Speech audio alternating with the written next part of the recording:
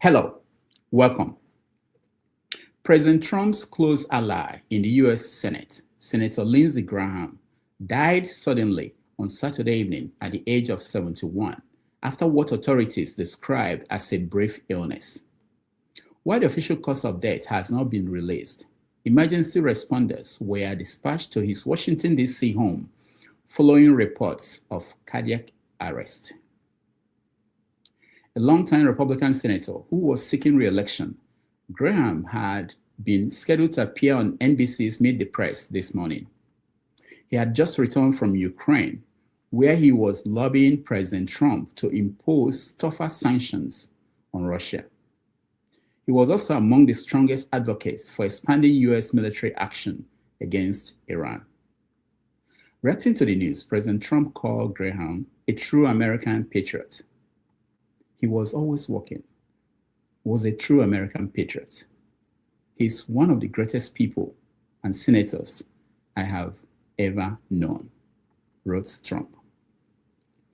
South Carolina's governor described Graham as the fiercest of fighters for South Carolina and America, adding, "May God hold him gently in the palm of his hand. We shall not see his legs again." Senator Graham had long-standing ties to Africa. In January of 2012, he led a bipartisan congressional delegation to several African countries to assess U.S. counterterrorism efforts, USAID programs, and economic development initiatives. In April of 2019, he visited Rwanda, where he met with President Paul Kagame. It is 6:30 p.m. in Lagos, Nigeria, 7:30 p.m. in Kigali, Rwanda, and 1:30 p.m. here in New York City. Wherever in the world you're joining us from, welcome to another episode of 90 Minutes Africa. My name is Rudolph Okonkwo. After yesterday's quarterfinal matches, the semi-final lineup for the 2026 FIFA World Cup is complete. Argentina will face England, while France takes on Spain, with the winners advancing to the Sunday's final. Tonight, on 90 Minutes Africa, we take a break from politics to explore a different but equally important subject: life in the African diaspora, its challenges, its opportunities, and the values that sustain families across generations. To help us introduce today's conversation, please welcome our intern, Ogonna Okonkwo.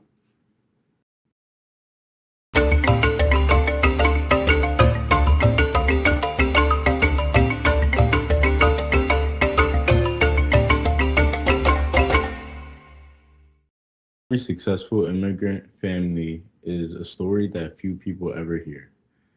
There are stories of sacrifice, stories of uncertainty, stories of parents trying to preserve their values while raising children in a world very different from the one they left behind. Today on 90 Minutes Africa, we bring to you one of those remarkable stories. Our guests are Dr. ChiChi Anigbogu and her 16-year-old son, Jason Anigbogu, whose newly published memoir, My Life, A Story of Strength, Faith, and Family, chronicles a young man's journey through life's challenges and values that shaped him. Dr. ChiChi Anigbogu is much more than a successful healthcare executive, a Nigerian-born oral health advocate, entrepreneur, and co-owner of Washington Delta Care in Georgia. She's spent more than 2 decades building an outstanding career in dentistry while raising a family rooted in faith, excellence, and service. From leading national dental hygiene initiatives in corporate America to expanding healthcare access in underserved communities around the world, she has shown that professional success and community service can go hand in hand. She just started her YouTube channel on oral health called Bodymouthconnection. But this conversation is something even deeper. How do African parents raise confident and grounded children in the diaspora? How do families balance 2 cultures without losing themselves? What role do faith, discipline, identity, and unconditional love play in raising resilient young people in an age of social media, anxiety, and cultural confusion. Jason's story is a window into the answers to these questions through the eyes of a teenager. His mother's story reveals the sacrifices, decisions, and unwavering commitment that helped make that journey possible. Together, they will discuss life in the diaspora, finding strength, faith, and family. Whether you are raising children abroad, planning to migrate, living in the diaspora, or simply interested in stories of resilience and hope, this promises to be an inspiring conversation for every generation. Please join us in welcoming to the show Dr. ChiChi Anigbogu and Jason Anigbogu.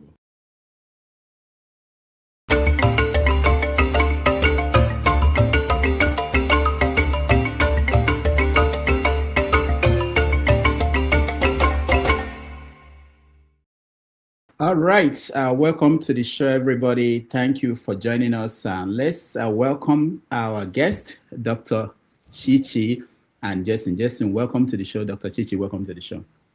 Thank you. Thank you, Uncle. It's nice to see you. Thank you, Jason, for doing this. It's a wonderful, wonderful, wonderful experience to have you here. This is the book, My Life, A Story of Strength, Faith, and Family. Let me start, Jason, by today is a very important day. I don't know, did you watch yesterday the games that were played at the World Cup? Yes, Uncle. You watched? Yes. Okay, so who are you rooting for? Let's start from there. England, because my dad live in England. You're rooting for England to win the World Cup? Yes. Oh my goodness. Of course. Oh, because your dad lived in England. I didn't know that. I lived in England, but I don't want them to win. All right. So were you surprised that Ronaldo didn't make it to the finals? Yes. Did you want him to? Of course. Of course. Of course. Okay. All right. Thank you so much for doing this. We're going to talk about your book, what made you to write the book and everything about it. Also, Dr. ChiChi, we're going to talk about what you do and how the family became what it is, the challenges and everything. So, and I'd like to start on a very light note. And let me come back to you, Jason. So, you told a story in this book. It's really fascinating how you were able to talk about. Let me show that for those who are watching at home. This is the book. How you were able to capture a story of your life in a very mature way. How did you even come about the idea of writing a book? When I was in middle school, I was thinking of making a book, of writing a book about my life. I just like before when I was like thinking of doing like a published book, I was thinking of making a book about my life for to myself. Mm. So did you get help from people? How did you interview people? How did you put it all together? Especially when you were talking about things that happened before you were born, you know. I talked to my grandma last year during my birthday about my life, and then this happened. And then I was writing the book about my life when my grandma died, and I was like sorrowing, and I was sad too, and I just wanted to write the book. We'll get to that, the details. ChiChi, let me bring you in. You know, when he came to you and said, I'm writing a book, what was your reaction? Well, for me as a parent, so I personally, my husband and I, we've always encouraged the kids to just go after whatever their heart gave them, especially, discussing it with us and making sure that we are all aligned. So when he first came to me, it seemed like a joke. So my initial reaction was like, okay, Jason, that's fine. You can just go type it up and we can read it. Because initially I thought it was just something that he wanted to do, because keep in mind, he had just lost his grandma, who was actually the only grandma. He had two grandmas as at 2023.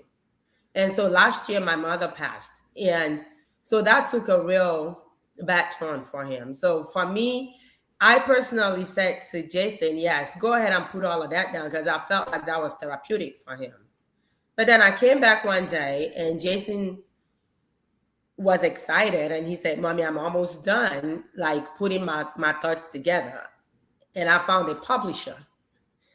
So I immediately called my husband, because I'm like, okay, this child is going into something like where I don't think we want to pay for all of that. Like, he's finding a publisher, he's doing all of that, because Jason is very savvy when it comes to things he wants. He's like his father, like he goes full force, no stopping him. So he's talking to those people. I immediately thought they were scammers, because I'm like, okay, who are you talking to? These people, we don't even know them. But to my surprise, I received a phone call from a guy named his publisher, right? And the guy said, your son sent me like a manuscript. It's not fully done, but I honestly think there's a future here, because his story is so capturing. Like, he said he read the story, immediately shared that with his young son.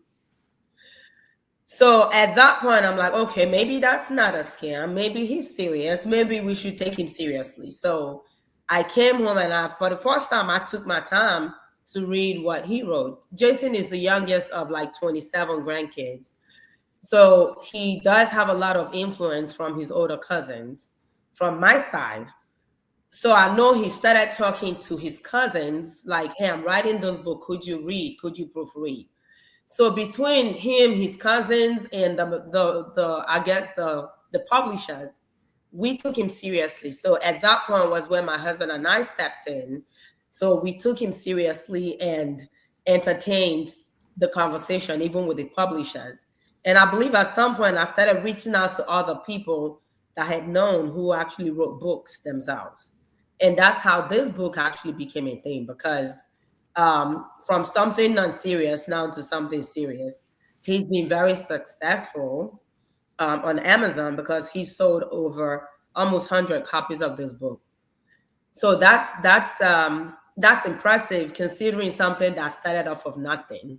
Yes. Thank you so much for that that clarification. Jason, this is you playing soccer. I don't know, most people looking at you wouldn't know what you went through in life. It's the story in the book. But can you give viewers who are watching at home a little bit of what you went through, what to be who you are, where you are now, just in a brief way? What I went through, I had a heart surgery, and my mom delayed me since like half of my life, like and doing my elementary and my heart surgery. I had speech impediment and speech and OT every single time when I was younger, and even reading too. Okay, so you depended on family. In the book, you talked a lot about the support you got from your family and how they helped you to go through what you went through and to be able to be successful in things you do. This is your family. You know that I know I didn't tell you guys that I'm going to show you pictures of your family, but this is your family, and they were very helpful to you in facing the challenges you faced. I want you to tell me, or the viewers at home, really the connection. How did the connection of your family, the strength of the family, which you emphasize a lot in the book, helped you to overcome and to be who you are today? By prayer and by every single party and by every single Nigerian influence influence that I had for my mom and for my dad and for my siblings and for my cousins in Nigeria and in America too. Yeah, And my okay. grandmas too. He said in Nigeria and in America. You go to Nigeria all the time. I see that you actually have a chieftaincy title, or you have you are an Ozo, is it? Yes. What is your title? It's a chikasi. So you go to Nigeria and do you like Nigeria? Yes. Yes. Very much. You say what? Very much. Very much. Okay. Okay. What are the things you learned? You know, like how is Nigeria strengthening your resolve and your life in America? Being courageous and being like always verbal when you speak to doing like Nigeria politics and doing my mom's birthday. I said I love you, mommy. Doing bold. What about boldness? and being boldness too. Okay, that's very good. So ChiChi, tell us again. You talked about how he approached the family and said, "I have a book and I want to publish this book," and the process of getting it out. How has been the response from family members and friends? Well, like I mentioned earlier, the book at some point was actually top seller on Amazon children's religious book. And not just because of publicity from the publishers, but because of support of friends and family. So we had Jason in our families, like he's seen as the glue, like he's the lamb. And when I say the lamb, he's extremely peaceful, which means you can't fight in front of Jason, right? So he's that one child that when you're doing something bad and he's around you, you're like, oh my God, Jason is gonna condemn me. Because he'll literally stop. He's either crying or he's going like, stop, everyone, stop, don't do it. So friends and family, especially family, they know that part about Jason. And then when it comes to cousins, especially cousins here, he's the youngest too. So that makes him like almost super sheltered and super spoiled too. Because again, he's the youngest. He has cousins who are in their mid-30s. And so they almost see Jason as either their son or even somebody that they could just spoil. So when Jason wrote that book, when Jason shared, we have a family forum, and that's where we share everything. Like we celebrate success, we cry together. So that forum was actually the first forum where Jason launched the book. So everybody was very supportive. They either shared on their forums or they immediately bought tons of copies to share with people. So when you think about what's going on with family support, Jason's family support is something that I can't even quantify. There's nothing, because I come from a large family, okay? 7 siblings. And like I mentioned, 28 grandkids. And then on his father's side, he has 2 uncles and an auntie.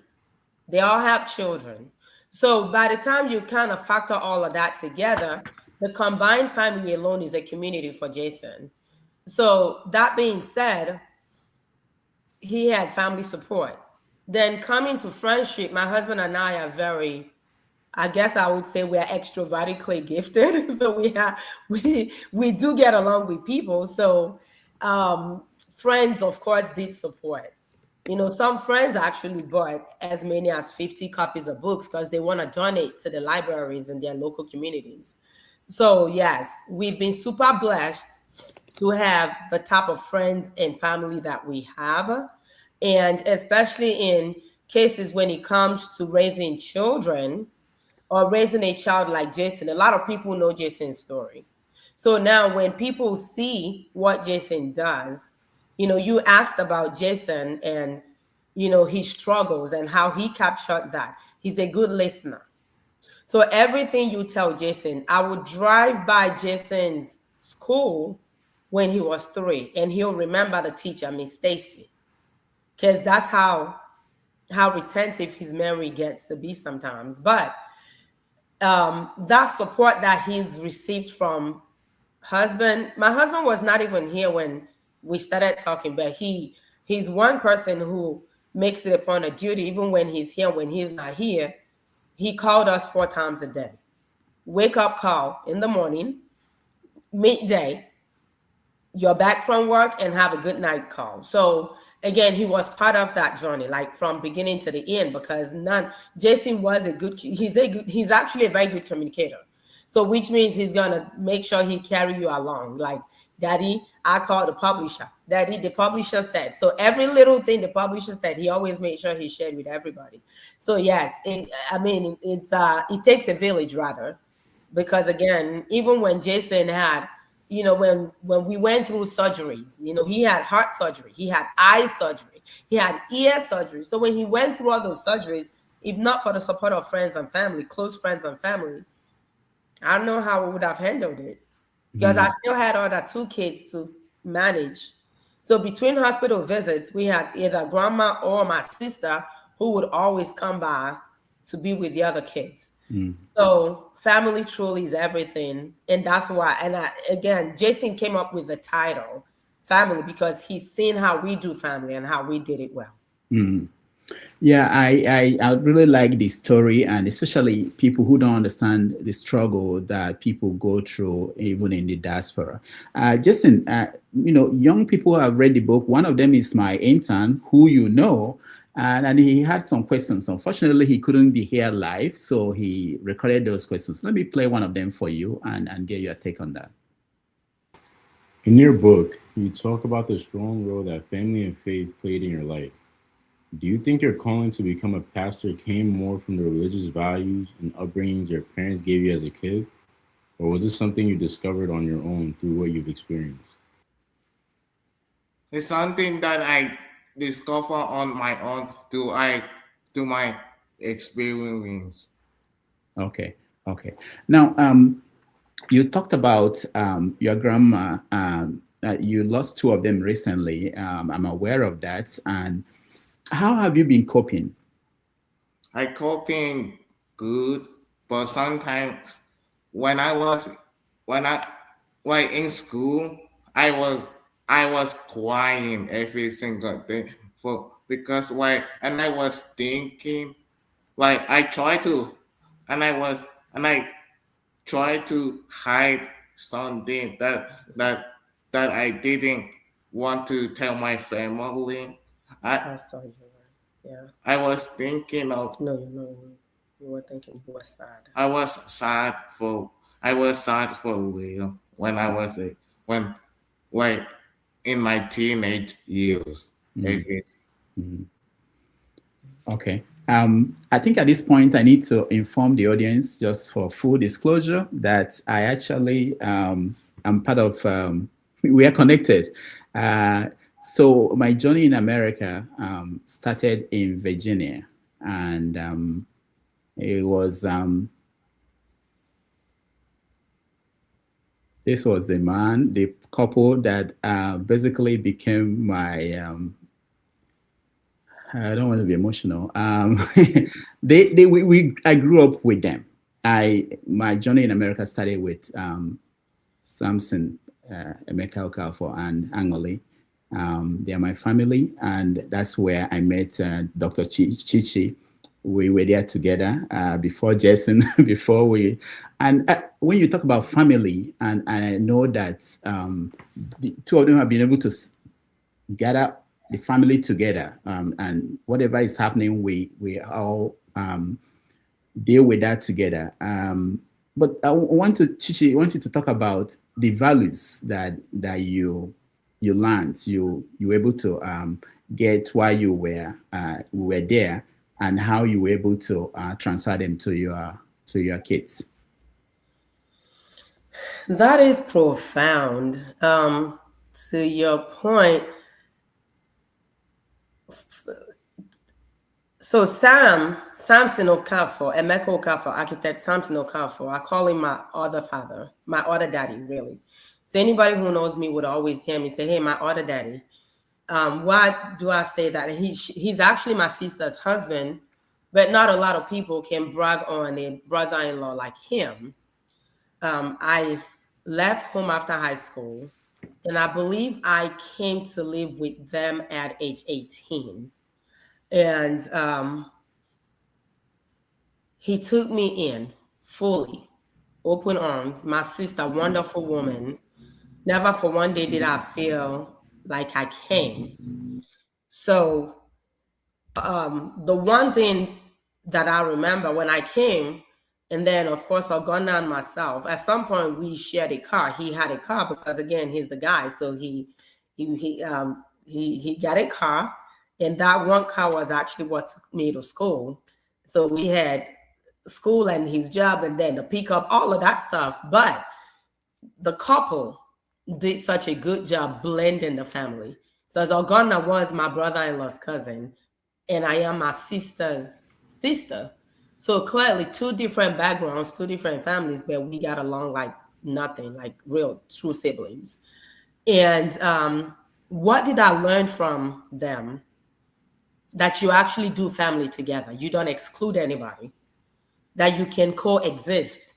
Your husband's family and your family can literally be under one roof. And I brought that in because for almost 7-8 years, my mother and my mother-in-law lived with me, my husband and I, in the same house. Mom in the basement, mother-in-law upstairs.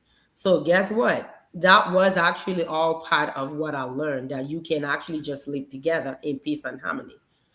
Then number two, my brother-in-law was,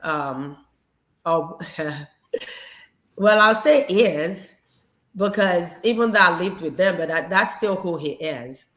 He's a good money manager. He knew how to manage money very well from day one. So being able to have like a good credit, determining my major, right? He's actually very instrumental. I would say he was the reason, because when I came from Nigeria, I had a mindset of going to school for business management. And nothing against business management major. Please don't take this any kind of way. But he refused to take me to school to register me for business management as a major. So rather, he called my father and told my dad that if I was here to study business management, that it would be best for me to go back to Nigeria, to Nsukka, University of Nigeria, Nsukka. Which at that point, my father being the father he was, didn't hesitate to tell me to listen to whatever he has to advise. So immediately I listened and I said, okay, if you're pushing me to go science path, let me think about it. So I did. I thought about it. Initially, I was like, okay, let's go for pharmacy. And then something, I met people along the way because I started school. My major at that point was almost undecided, but I knew I was at that point switching to science. But at some point I started meeting people, interacting with more people, and I realized I had a niche for the mouth, like for biology, really. And that's how the switch from pharmacy actually became a thing. But it was him. And then when it came time to buy my first car, because I started making money after I graduated, he's like, no, you're going to save up money and you're going to buy your car. So for me, he taught me a lot of things that I cannot even kind of put any price tag on. And then as it relates to my sister, she taught me, she loved me unconditionally. She loved me like a mother. My sister is older than me. She's the 5th and I'm the 8th child. So talk about loving, talk about showing me how to love my own husband, how to do family, how to raise kids, how to cook. Because I came to her home still almost knowing nothing about the kitchen. So she really helped kind of get me to that balance level. And yeah, so to your point, it's been, and as how many years? I was actually with them for a good 15. I would say almost 15 years before I got married and then moved to Georgia. So that's like it's a lot of stories, but of course, for the interest of time, we're not going to go through all of that. Yeah, of course. Well, thank you so much for sharing that.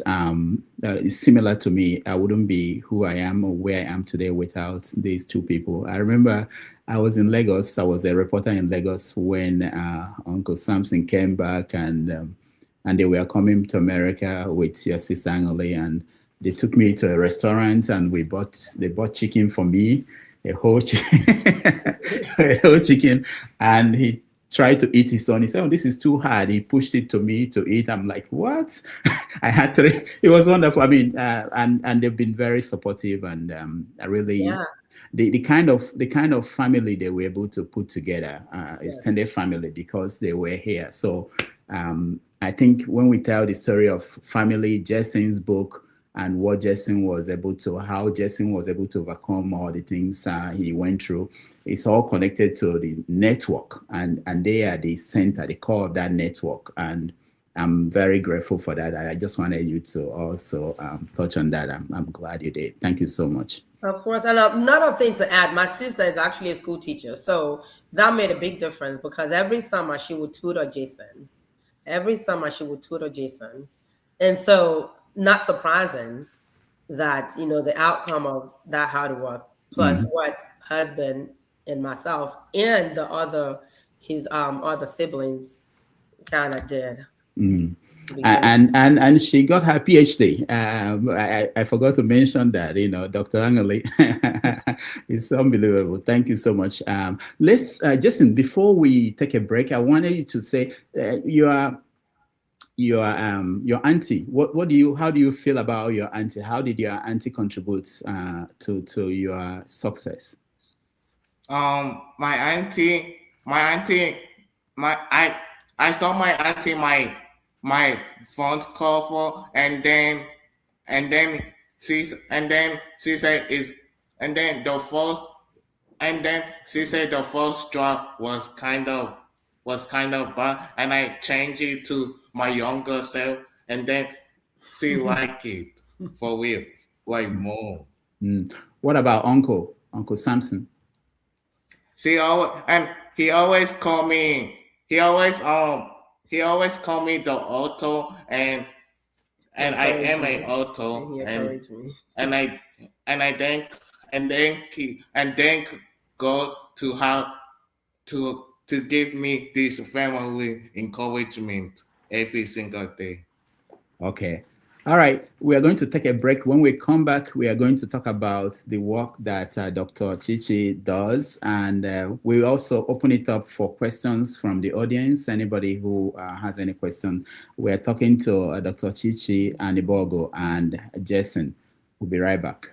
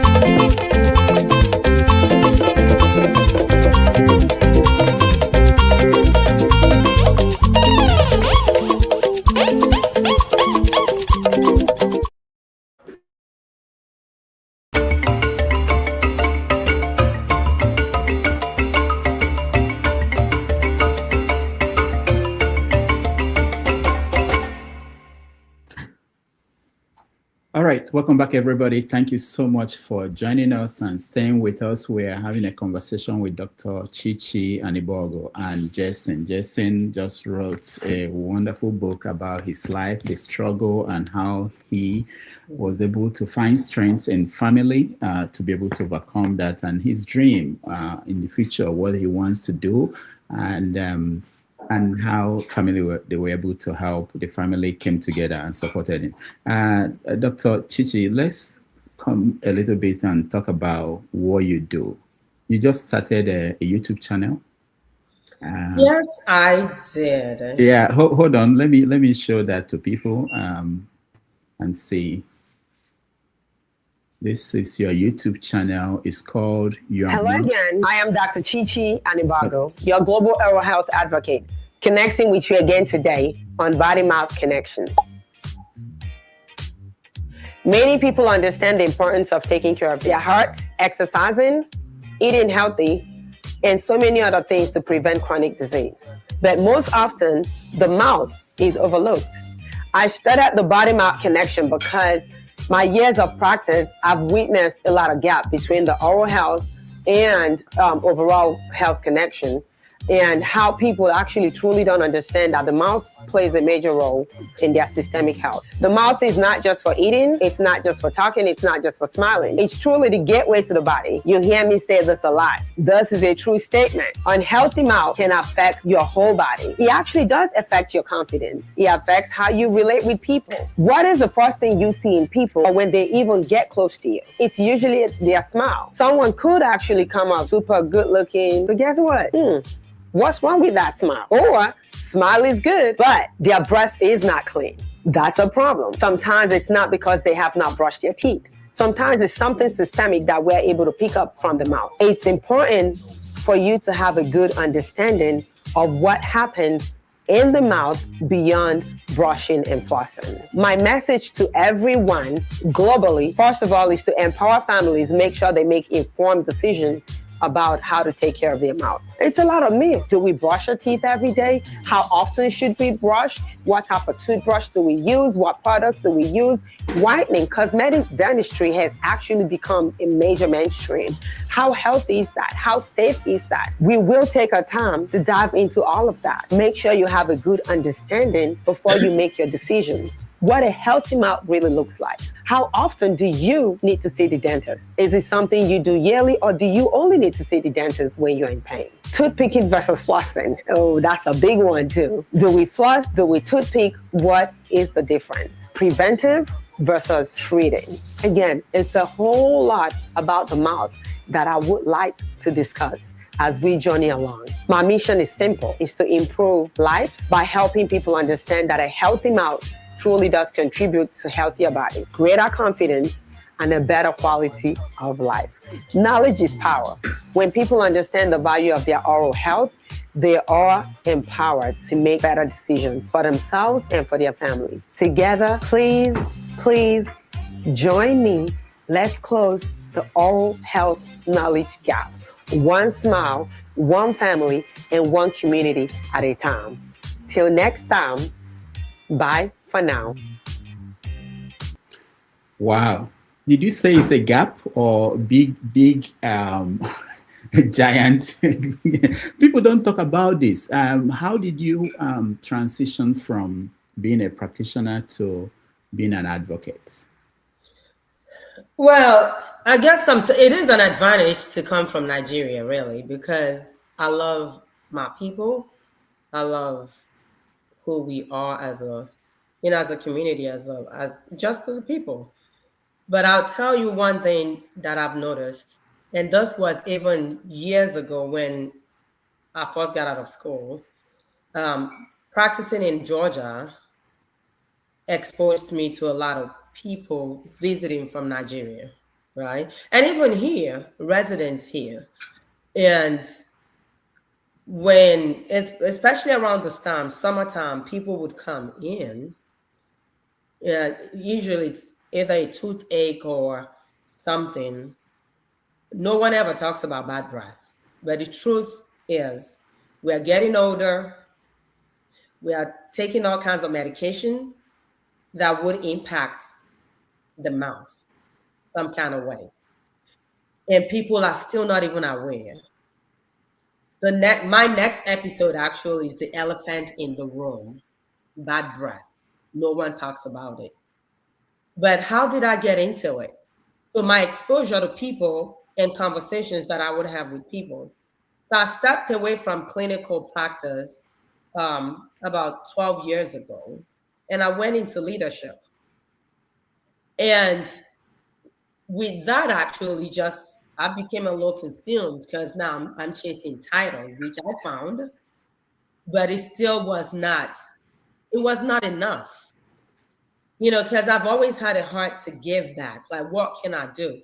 Really, my doctoral thesis was socioeconomic factors impacting oral health in Nigeria. And I uncovered a lot of things that I'm not going to be privileged to say, just because it can be disappointing. It is disappointing. But I interviewed a lot of people, some notable people who are really like public figures that I was privileged to interview. And so during that time, I realized there was, we've had funding from World Health to improve oral health in Nigeria, right? But some of those funds were not fully utilized. And, I come from a world of, I trust everybody. But really, that's who I am. And a lot of the hardcore Nigerians, like my husband, were like, you can't do that all the time. But that's who I am. Like, I'll call myself a little naive when it comes to just like, it is what it is. Whenever you get the money, you're supposed to spend it on something. So when I discovered what I discovered, naturally, I reclined because I was disappointed. Because I was that kid who wanted to come here, get my studies, and then would go back home to do something. So when I found out that it wasn't going that way, I just, that whole dream of, just becoming an oral health advocate, because I saw that gap even while I was in school. Because now I'm discovering that you just don't go to the dentist just when you're in pain. That the mouth truly is connected to the body. That, if you're diabetic and your mouth is not healthy, your sugar level is out of whack. Like those kind of things that I discovered would actually prompt me to do more research. What can I do so I can bridge that gap, so I can bring that knowledge to people? But it just seemed like no one cared because we are just super focused and laser focused making money and being successful. So I stopped. And at that point, of course, family, moms, aging parents took a toll. And just that career, like I said, yes, I started chasing career. Like I'm going from clinician to management, from management to executive level and all that, which again was a good thing because now it gave me that leverage. It gave, I was able to sit on some advisory boards, which of course they are helping, they've helped me actually bring some, some products back to Nigeria in some capacity.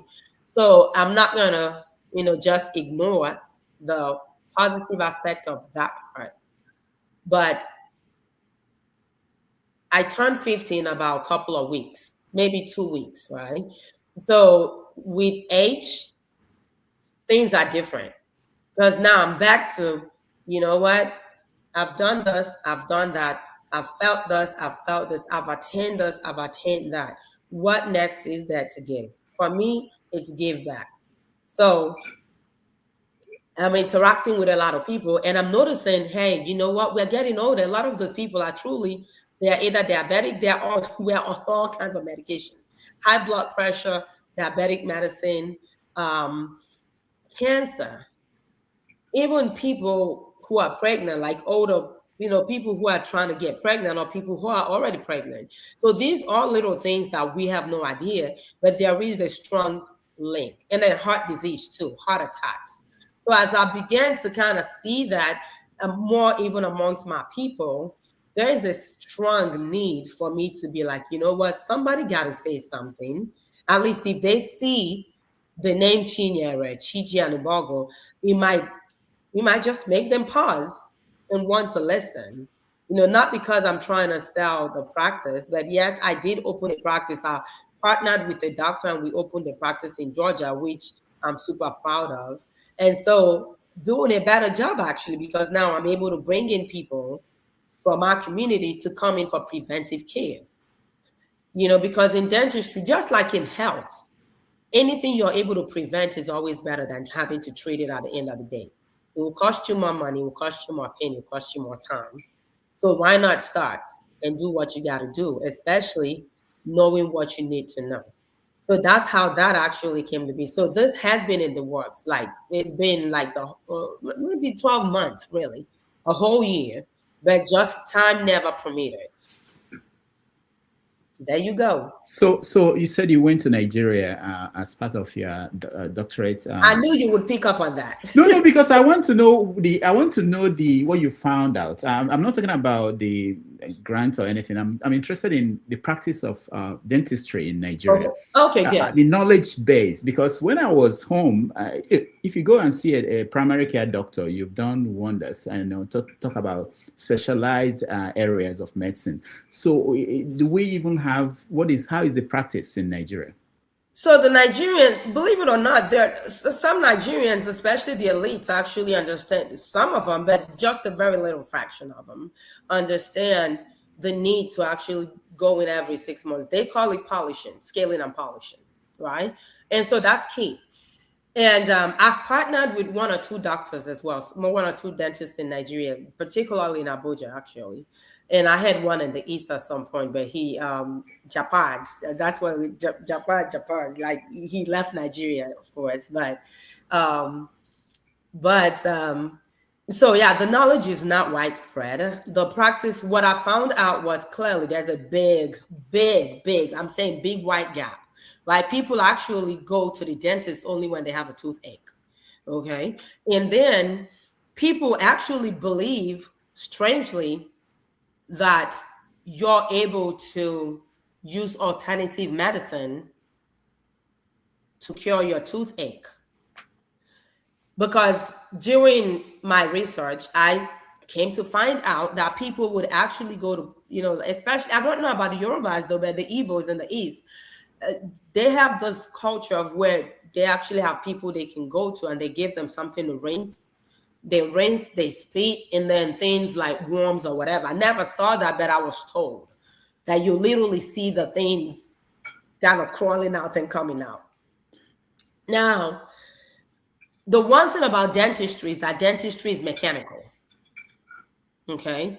It's not like a headache where you take a Tylenol or ibuprofen and then you get better. No. Once you start hurting, it needs to be fixed. And that's all, these are all part of the knowledge, like the messages that I need to get out there. First of all, don't wait for it to hurt. Have your regular checkup. Because when you do your checkups, then we're able to find out a cavity, because it starts with a cavity. It starts with just a little bacterial infection on the tooth. And then the doctor drills that plate, puts a filling, and that filling holds it for years. But if you never go, then you never find out about the cavity until it gets into the nerve. Now you either need a pull or you need a root canal. Now, as you get older, you never had your teeth cleaned. Remember, it does not matter how much you brush and floss, okay? There's still bacteria left in the mouth, mostly in between and below your gum lines. when you look in the mirror, the part of the teeth that you're seeing is actually like you have more buried underneath the gums. Your regular toothbrush can never get down into the gums. Like the best toothpaste out there now is like some like Crest Detoxify or whatever, claiming to get down into 4mm pocket, like below the gum line. And that's really like maybe years, like 2-3 years now, right? So before that, just 2 to 3mm pocket depth is actually what you're able to truly get into. But truth be told, how many people would actually have time to brush their teeth for that long and be able to floss in between to get all that out? That's why you need to see your dentist, your dental hygienist. So at the end, at every point in time, you're able to at least get most of that bacteria that you're not able to control out. And that's what causes gum disease, the main cause of bad breath, really.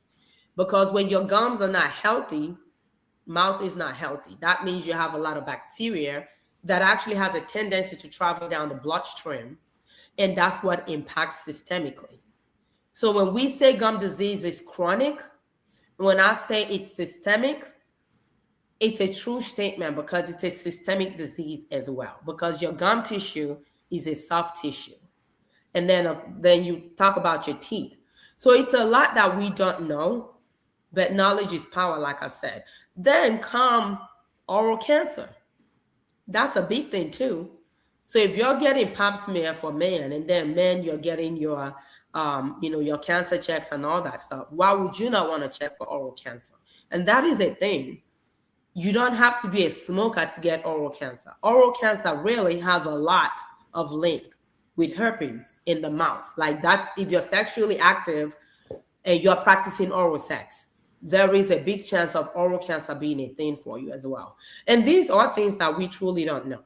So it's not just when you're chewing tobacco or when you're smoking, but it's a lot to cover that we are not able to cover here. Simply the reason why I felt like this YouTube channel would impact not just my people though, because again, it's global.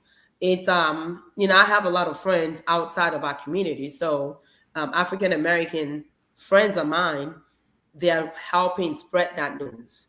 I have a lot of dental hygienist friends who are literally beginning to use this channel as their oral health instruction session during clinical sessions with their patients.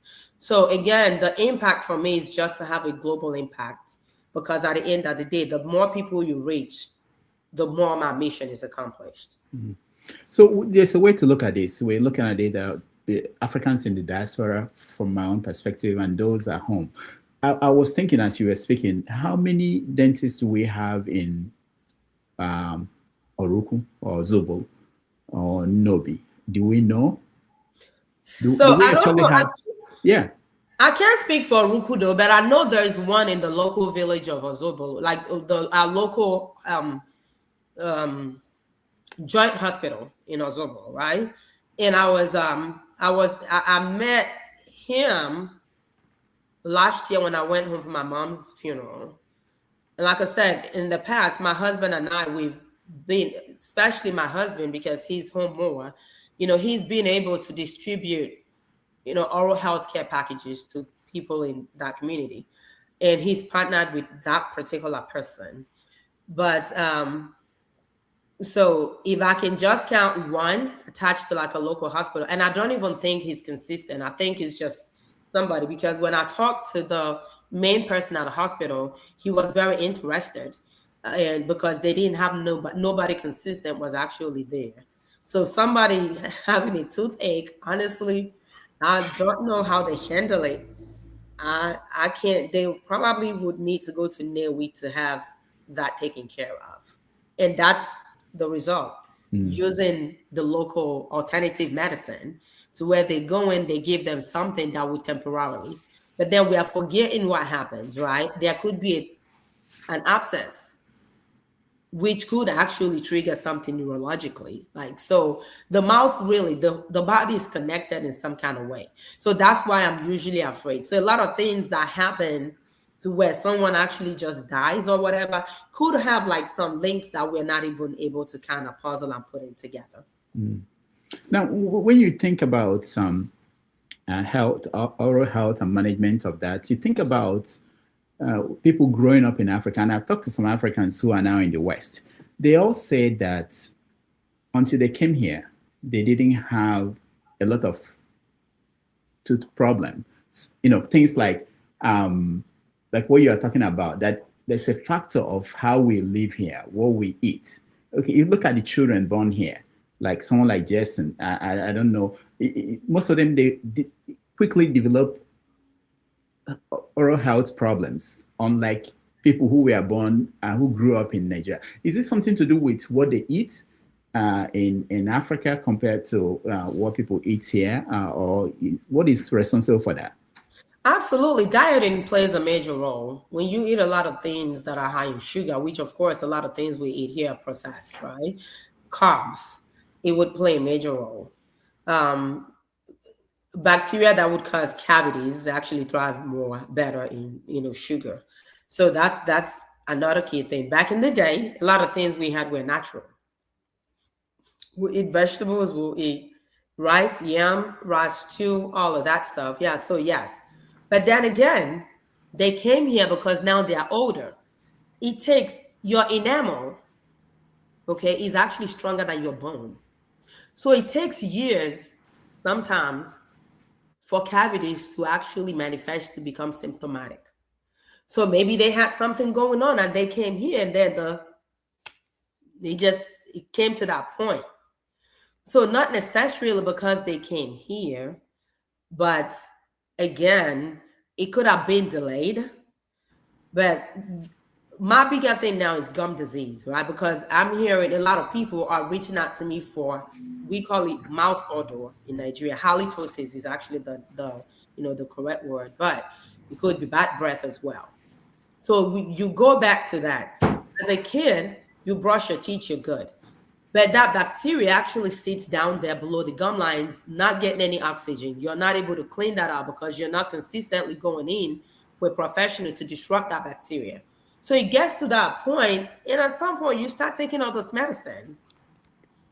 And so that medication, the medication you're taking will begin to dry your mouth. So for instance, I take allergy pill every day. That's actually a Western illness for me. I don't have that when I visit Nigeria. But once I'm back here, I'm always I sneeze a lot. And that's usually when I'm in America. So when I'm here, I take every day, for the most part, I take either Zyrtex or Claritin.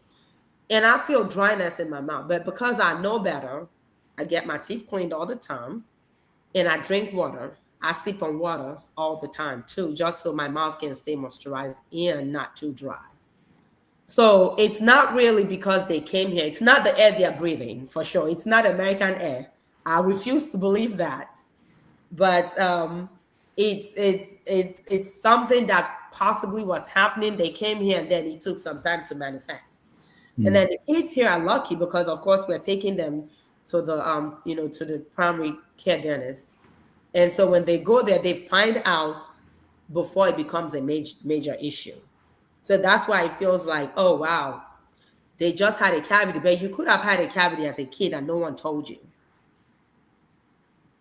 I have this theory that some of the older people in villages across Africa that we tend to consider as wicked people, angry people, maybe it was just that they were having toothache that was not treated for years, So, but in general, when you look at Africans, because that's our constituency, Africans who are abroad and their general approach to healthcare, what do you think? Even when they have access to that in whether they're in England or in America or other Western parts of the world, what do you think about their approach to healthcare, especially the men? approach could be improved. And like I said, that's all part of the reason why I started my campaign.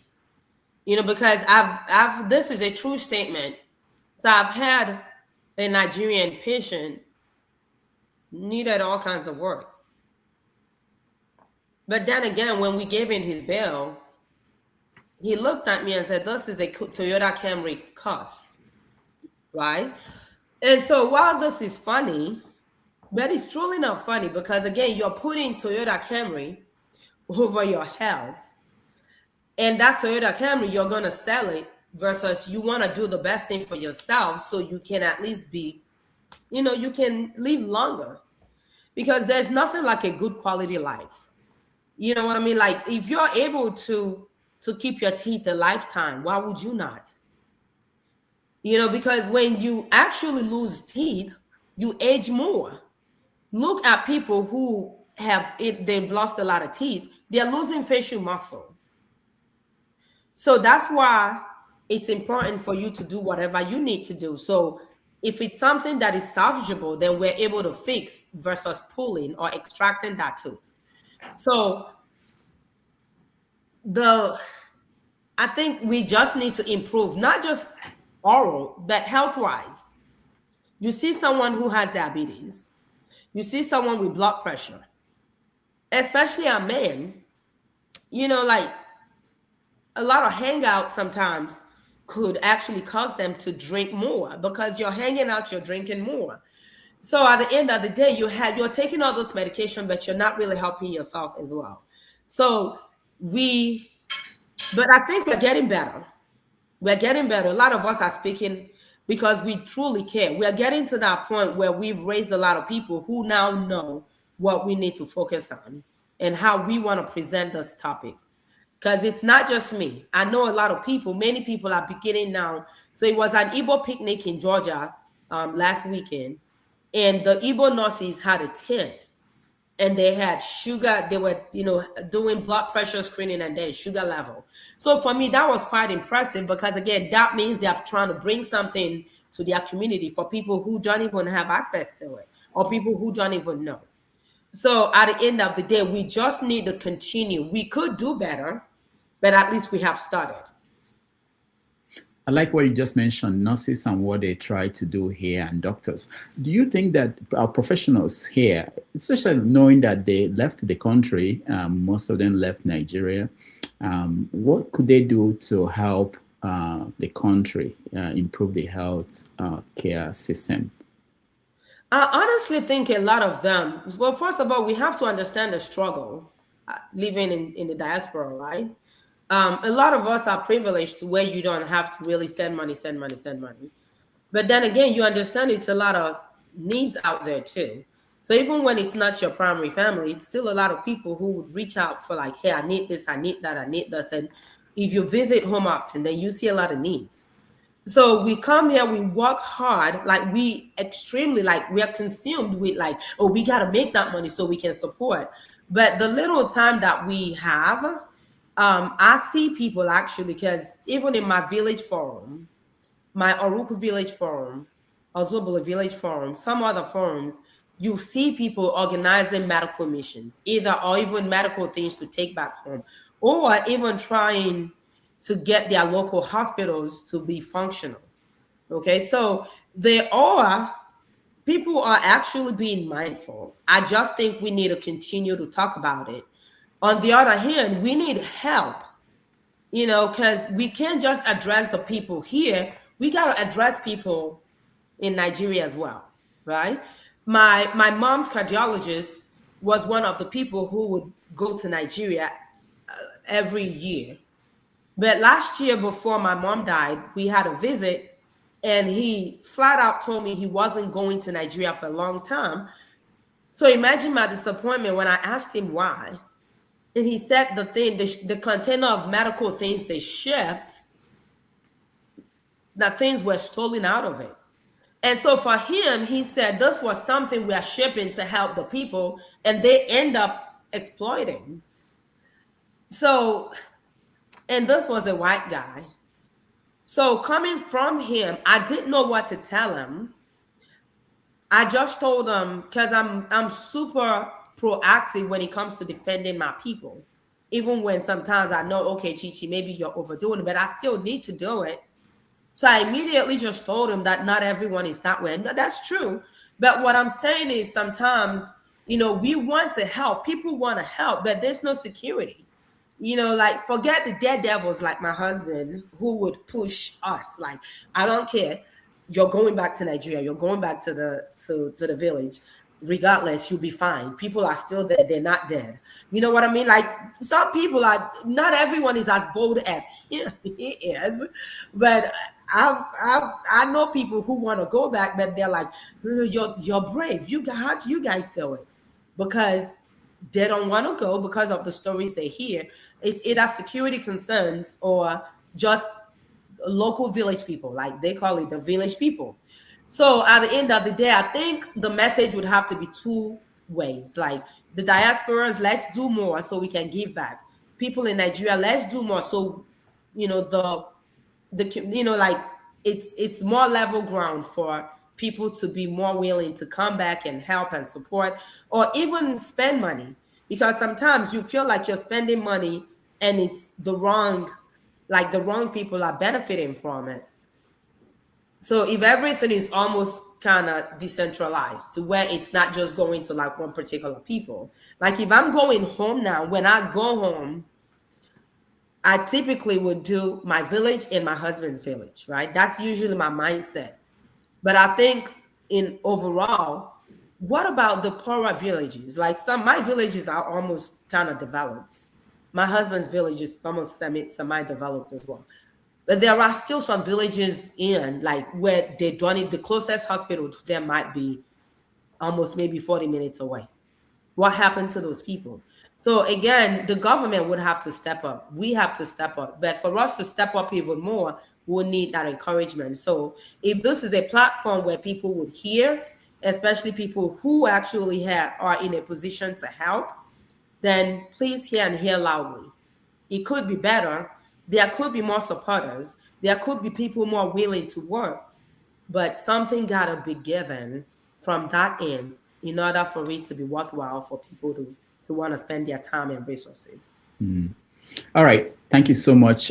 We are going to take another break. When we come back, we invite our people to join us and they will interact with you and Jason. Jason will tell us a little bit more about the book. And Jason, before we go, let me ask you, do you hear a lot about your teeth from your mom?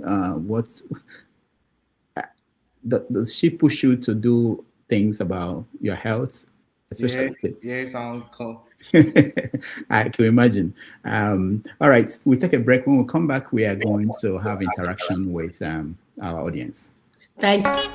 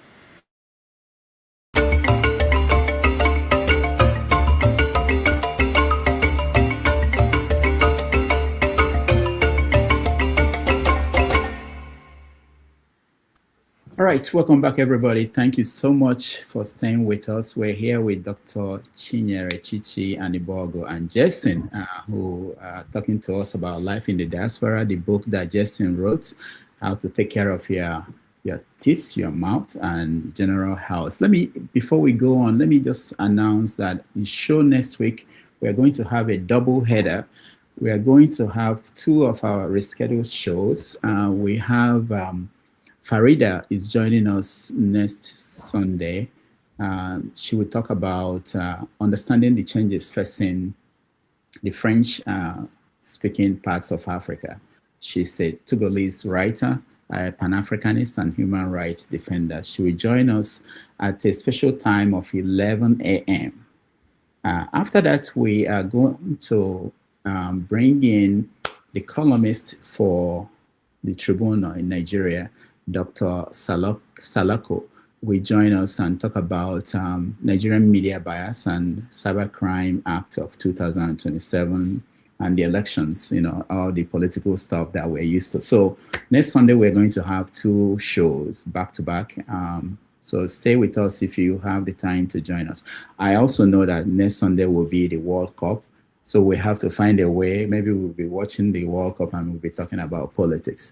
All right. So if you want to join us on the show, I will share the link again for those who may want to join us. If you have a question for Jason or for Dr. ChiChi, we will bring you in. Let me see. I have some people at the back end. If you want to turn on your camera so that I can bring you on. But Jason, before I bring them on, let me ask you one more question that our intern had for you. Let me see if I can get it. I don't think we got to that. Your ability to dream big and visualize your future is one that is admirable, especially to people that are much older than you. I think it can be difficult for people to actually imagine themselves in a vocation that will take years to enter. As an inspiring international evangelist, what has helped you in your early soul-searching years? So we didn't talk about that when I spoke to you, Jason, about being an evangelist, and what is behind that in terms of where do you see yourself 10 years from now? I want to build a church in Nigeria, in like some parts of Africa. Okay. You want to do it in Nigeria? Yes. All right. Thank you so much. And now I will bring in our guest, our panelists who are joining us. I'm getting an echo from somewhere. I think it's probably, let me see. I'm getting an echo from James. I think it's from you. All right. So when I bring you in, please, if you have a question or comment for either Jason or Dr. ChiChi, you go ahead. Let me start with you, KJ. Okay, thank you so much, Dr. Rudolph. You're always bringing quality people to us, and we totally appreciate it because we know it's not very easy to pull such people into this kind of program. Dr. ChiChi, it's good to hear you. Your name sounds so familiar. I don't know, but for one reason or the other, I keep thinking, do I know this name? Do I know this person? I've listened to you, and I really, really appreciate what you're doing. Appreciate all the efforts. I also will appreciate even more if you do something for the people of Nobi and keep it going. Because yes, Akurulo, as we say in Igbo, means Orugulo. And I think that the people of the Eastern region will appreciate, indeed, Nigeria will appreciate what you do. Now, I want to just ask a very simple question as a layman in the street. So, what if you are supposed to recommend a toothpaste that can help us, and probably also a toothbrush that can help us be able to keep, at least the major time that we are not able to access people like you to check our mouths, what will you be recommending? What kind of treatment? What kind of toothbrush? What kind of mouthwash? Because there are thousands of them out there that we should use. What kind of toothbrush will you also be recommending? And then how many times are we supposed to at least make an attempt to see a dentist or have our mouth check in a year? that would be comfortable for an average family who have 5 children and a mother and a father. Thank you, and I thank the young man behind you. He's awesome. Thank you so much. One cannot thank you enough for the work you're doing, because we don't even know all that you do. But God is seeing what you do, and He will definitely bless you. Thank you. That's my question. Thank you so much, actually. I would say your question is so vital, because that's something that I really should have said, at least my 1 or 2 tips before the show ends. What type of toothbrush? So what I've seen, almost 90% of Nigerians brush with the wrong toothbrush. They brush with hard or medium, because our mindset is the harder the better. And so I've seen the damages when I see us come through as patients. It's usually, the damage is actually very severe most times, especially as we get older. And it doesn't happen overnight. It happens, as time progresses. And then the way we brush, because again, remember, we're always in a hurry. And we almost, for the most part, we say Nigerians are just aggressive. So for the most part, it's always something that will make you just brush so hard and so quick and so fast that you just want to get it all out. But the truth is, you never have to go with anything that is not a soft bristle toothbrush. And this might sound comical, but please hear me and hear me well today. Check your toothbrushes if you have a medium, if you have a hard. Toss that out today. Throw that away. Get a soft bristle toothbrush. If it says soft, then it's okay.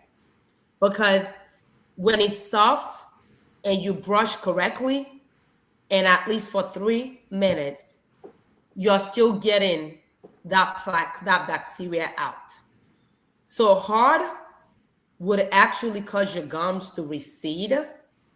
And at some point, you'll start seeing that recession, and your teeth actually would begin to show, like you're brushing off your enamel, which is like the white part. And then the roots of your gum, your teeth actually would begin to show. So tip number 1, no hard, no medium, soft bristle. Toothpaste to use. I'm not here to market any toothpaste. I'm not here to market any company, full disclosure. I do have an affiliation with Crest, because I do sit on the advisory board, but I'm not here to tell you Crest is the best. Crest, Colgate, Sensodyne, these are all reputable toothpaste. Close up. So my recommendation is use toothpaste that has fluoride in it. There's been a lot of negativity about fluoride, but truth be told, you do not swallow. You use small amount of toothpaste, you spit out, and you rinse out at the end.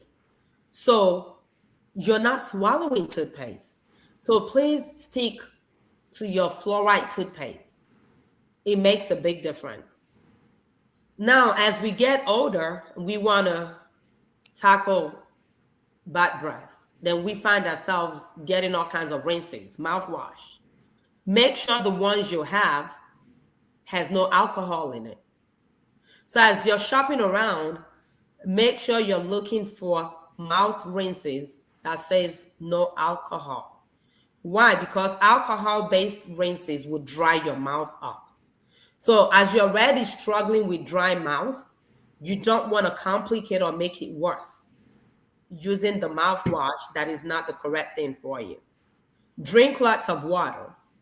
That keeps your mouth hydrated. And introduce flossing, okay? Floss in between. That's the only way to get that bacteria in between your teeth out. Not toothpicking. Floss. All right. Thank you, Dr. ChiChi. There's a question in the comment section before we continue with people in the studio.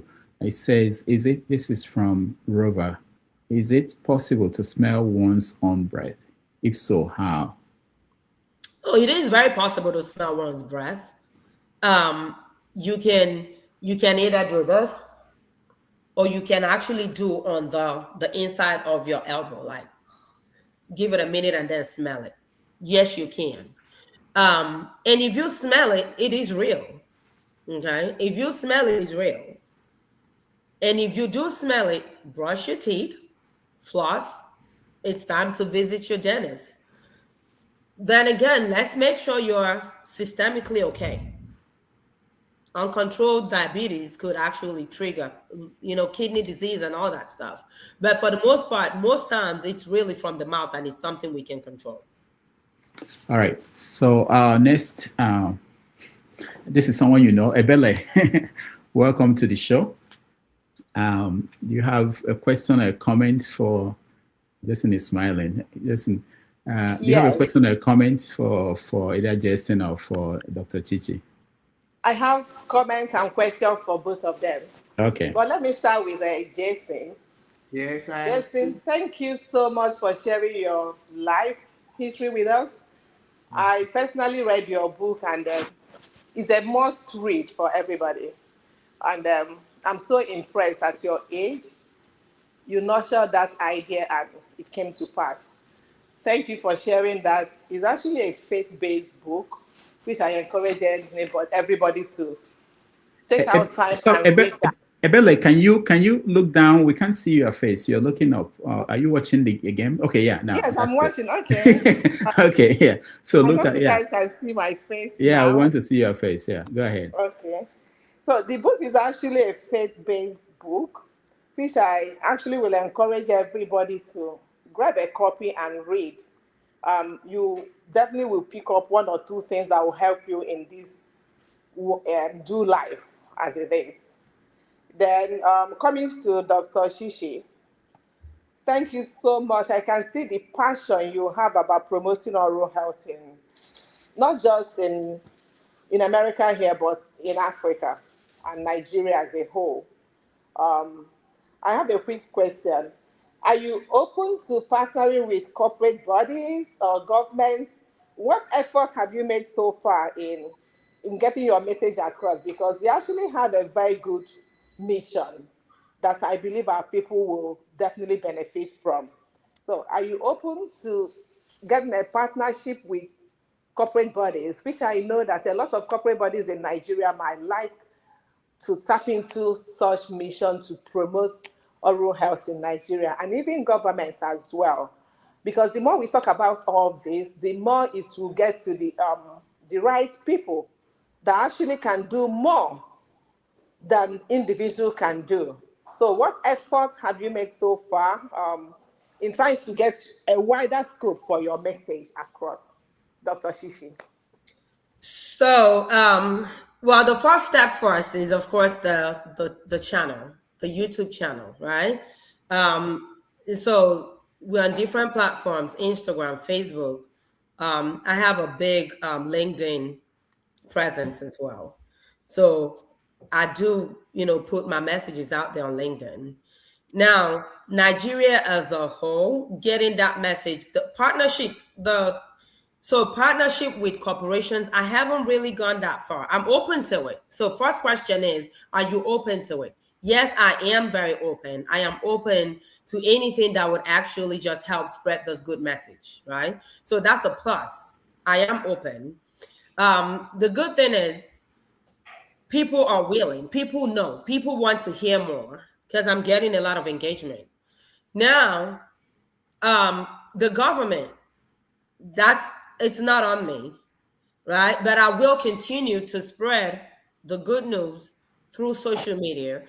Now, the sponsorship part, I think I'll be more successful with American sponsorship just because I've been very privileged to work with some reputable oral care companies here in America. So I think that would come at some point. So that's going to help widen the scope.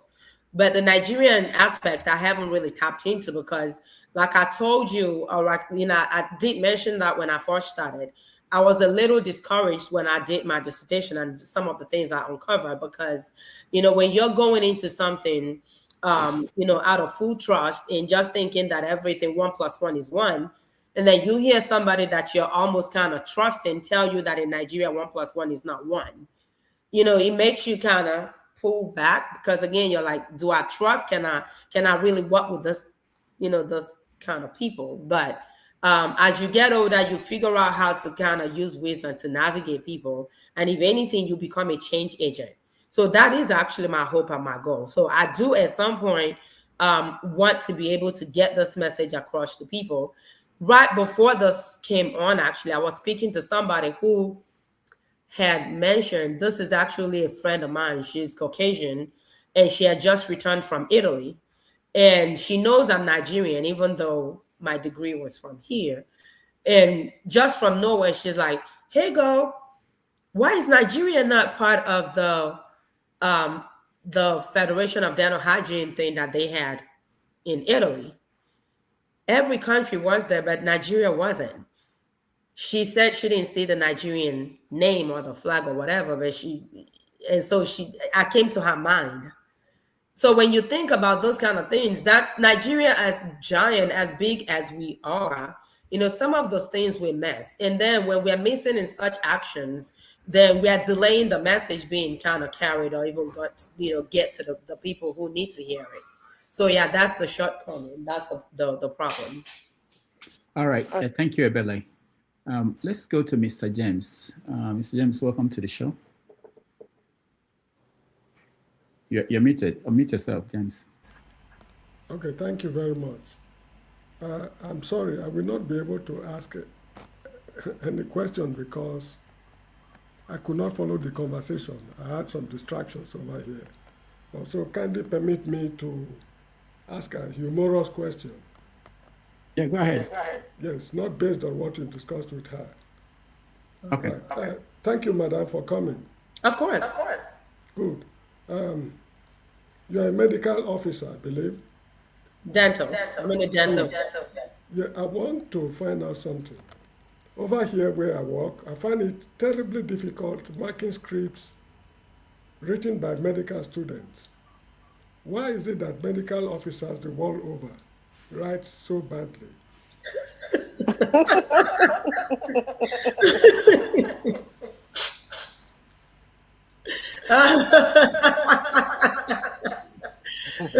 Maybe we are consumed. We are consumed with trying to help save lives, that we're not thinking about penmanship.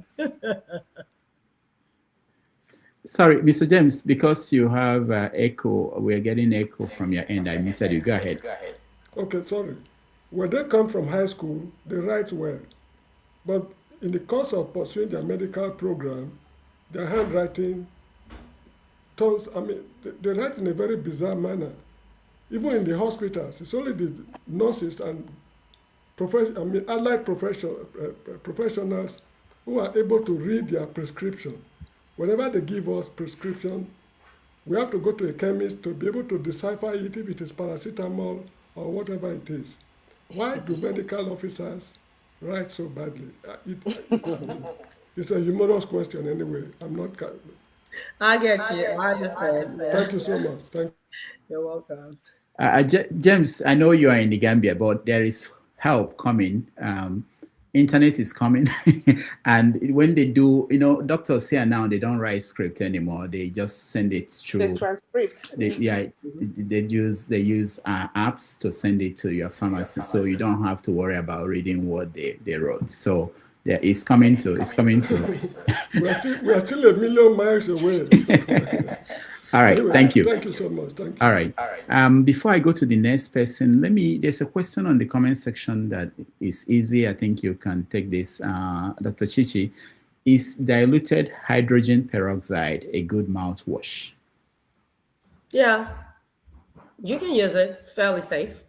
Okay. A lot of people use that for, Colgate actually has peroxyl, which is very similar to it.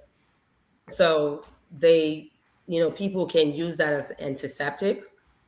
A lot of people actually add that to their toothpaste to get their teeth whiter. So I see that practice a lot. Just don't overdo it so you're not sensitive. Mm. Yeah. All right, Michael, you're next. Hi, Dr. Rudolph. Can you guys hear me?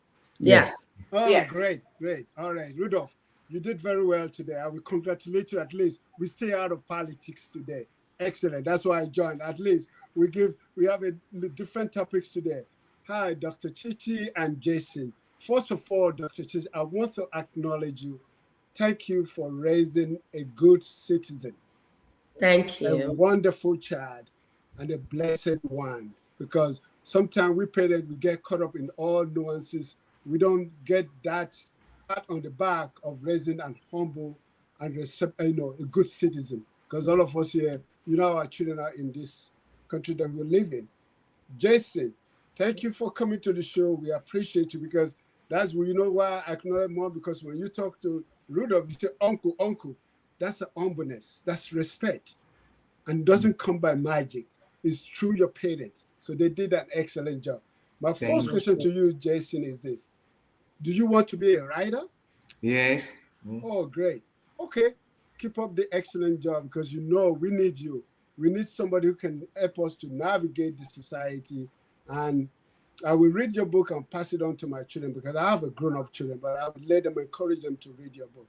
Thank you so much. And on to you, Dr. ChiChi. I want to ask you this question because you said something earlier about you coming here, you want to do banking and all that, but through your, the other influence, will you tell me, because of where environment we're in, Jason was able to follow his passion, his career? Because you remember back home in Nigeria, our passion is irrelevant. Whether you become a lawyer, nurse, doctor, that's what is prescribed for you. So will you tell us today, how do you guys able to navigate, support, and encourage Jason with his book? I know you see the family affair. That's number one question. Number two question is, how will you feel about our country, Nigeria? I know you've explained things about it, how you do things. Are you still going to be able to do something to carry on doing? Because I tell you what, like you said, there's a frustration that you have. That's what we have. I did a charity in Nigeria with my wife.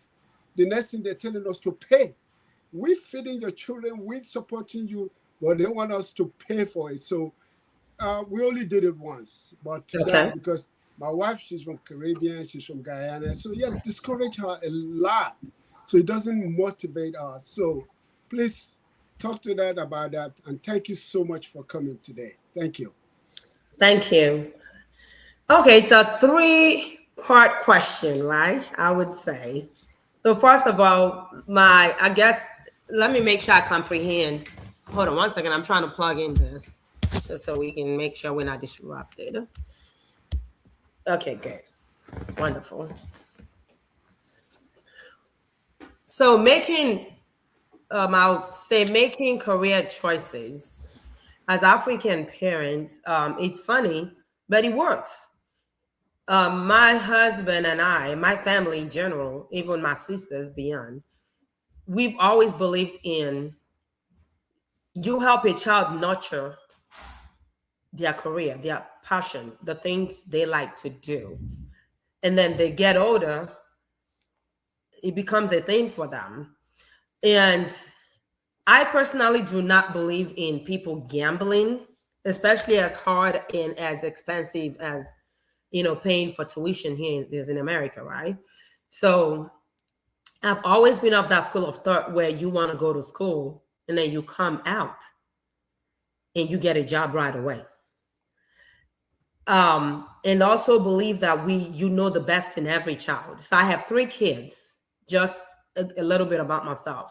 I have 3 grown kids. Jason is the baby. My oldest is 23, and I have a middle child who is a girl. She's 21. And funny enough, they are both in the dental career path. Son is already in dental school. My daughter is about to start. So when I think about how they've gotten to be where they are, including Jason, so I'm speaking for my kids in general. So my children and us, like as a family, we would always, even when they were little, we had family meetings. beginning of the year, we had a family meeting. What is your goal? What's this year looking like for you? What would you like to accomplish this year? What grades are you looking at? So for every kid of mine, they are really assessed differently. I have a kid that I'm not able to accept a B from. You get a B, it's not okay because I know you can do better. I have a kid, a B is an A. You understand? So, but then again, not accepting them losing or failing, but at least still making sure that I'm not breaking them, being overly harsh on them. So I understand their strength, and we would encourage them. Again, strong praying family. We pray. It might sound unreal, but we actually say our morning prayers and we say our evening prayers. So that morning prayer is for them to actually start off their day well. The night is for us to thank the Lord, and then just commit the night to God. So I think that played a major role in helping Jason actually form his opinion, how or what he wants to do. So with Jason and his challenges, just navigating through life, when he came up with the idea to write, Jason is really good with his hands. Literally anything you want him to fix, he will fix. TV, computer, all that stuff. He does it so well. So we've always kind of teased him like, hey, Jay, you're going to be the IT guru. And then comes one day, oh, I want to be a writer because I want to be an evangelist.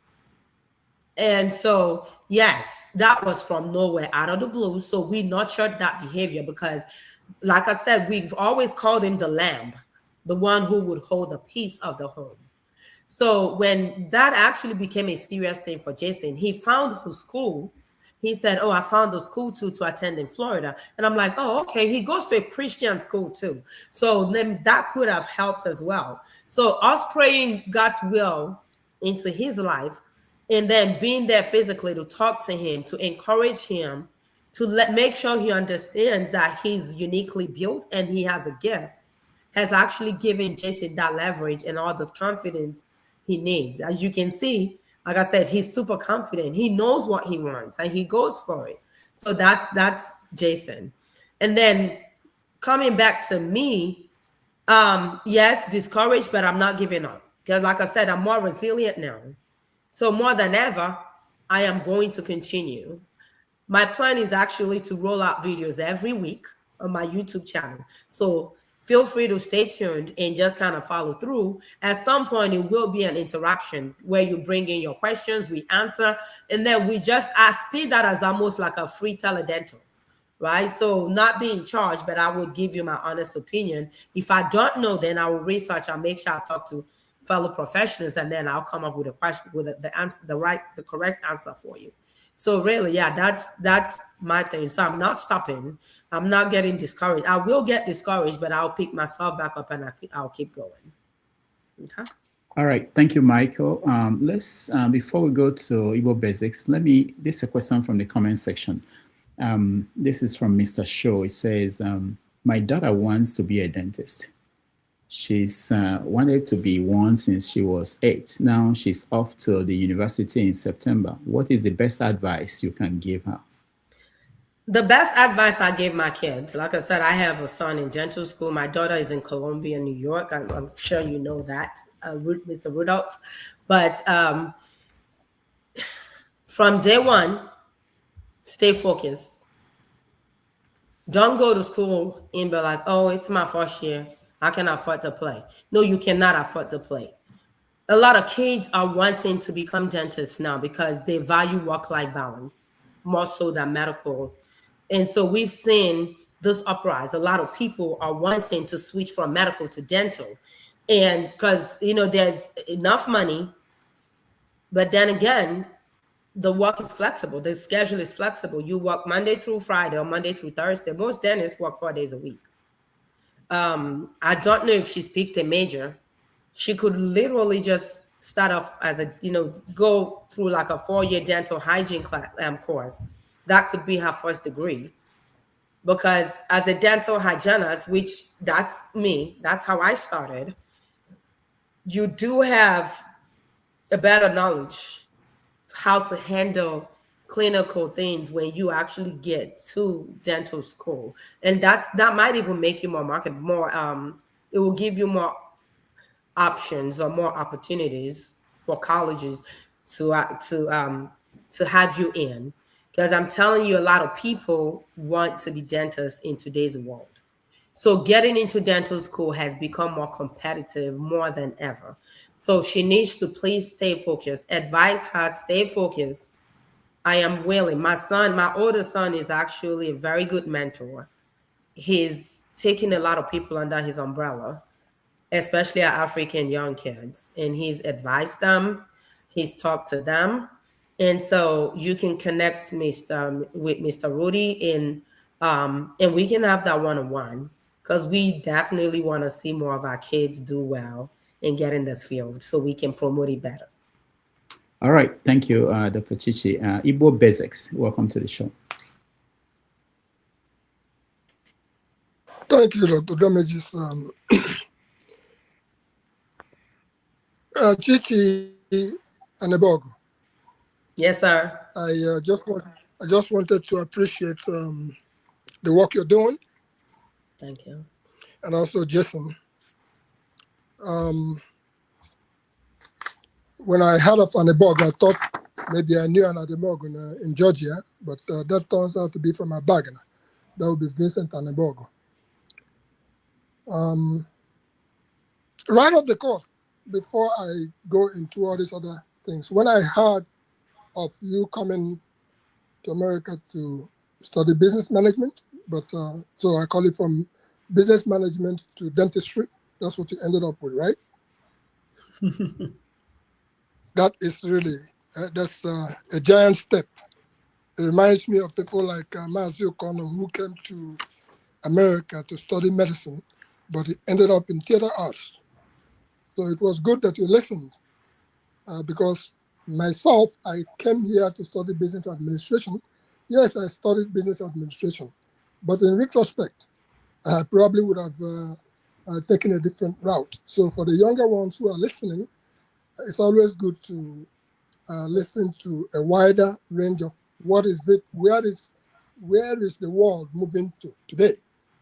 Just don't because it sounds business administration, then you go into it. You'll be better off maybe studying law or anything of that nature.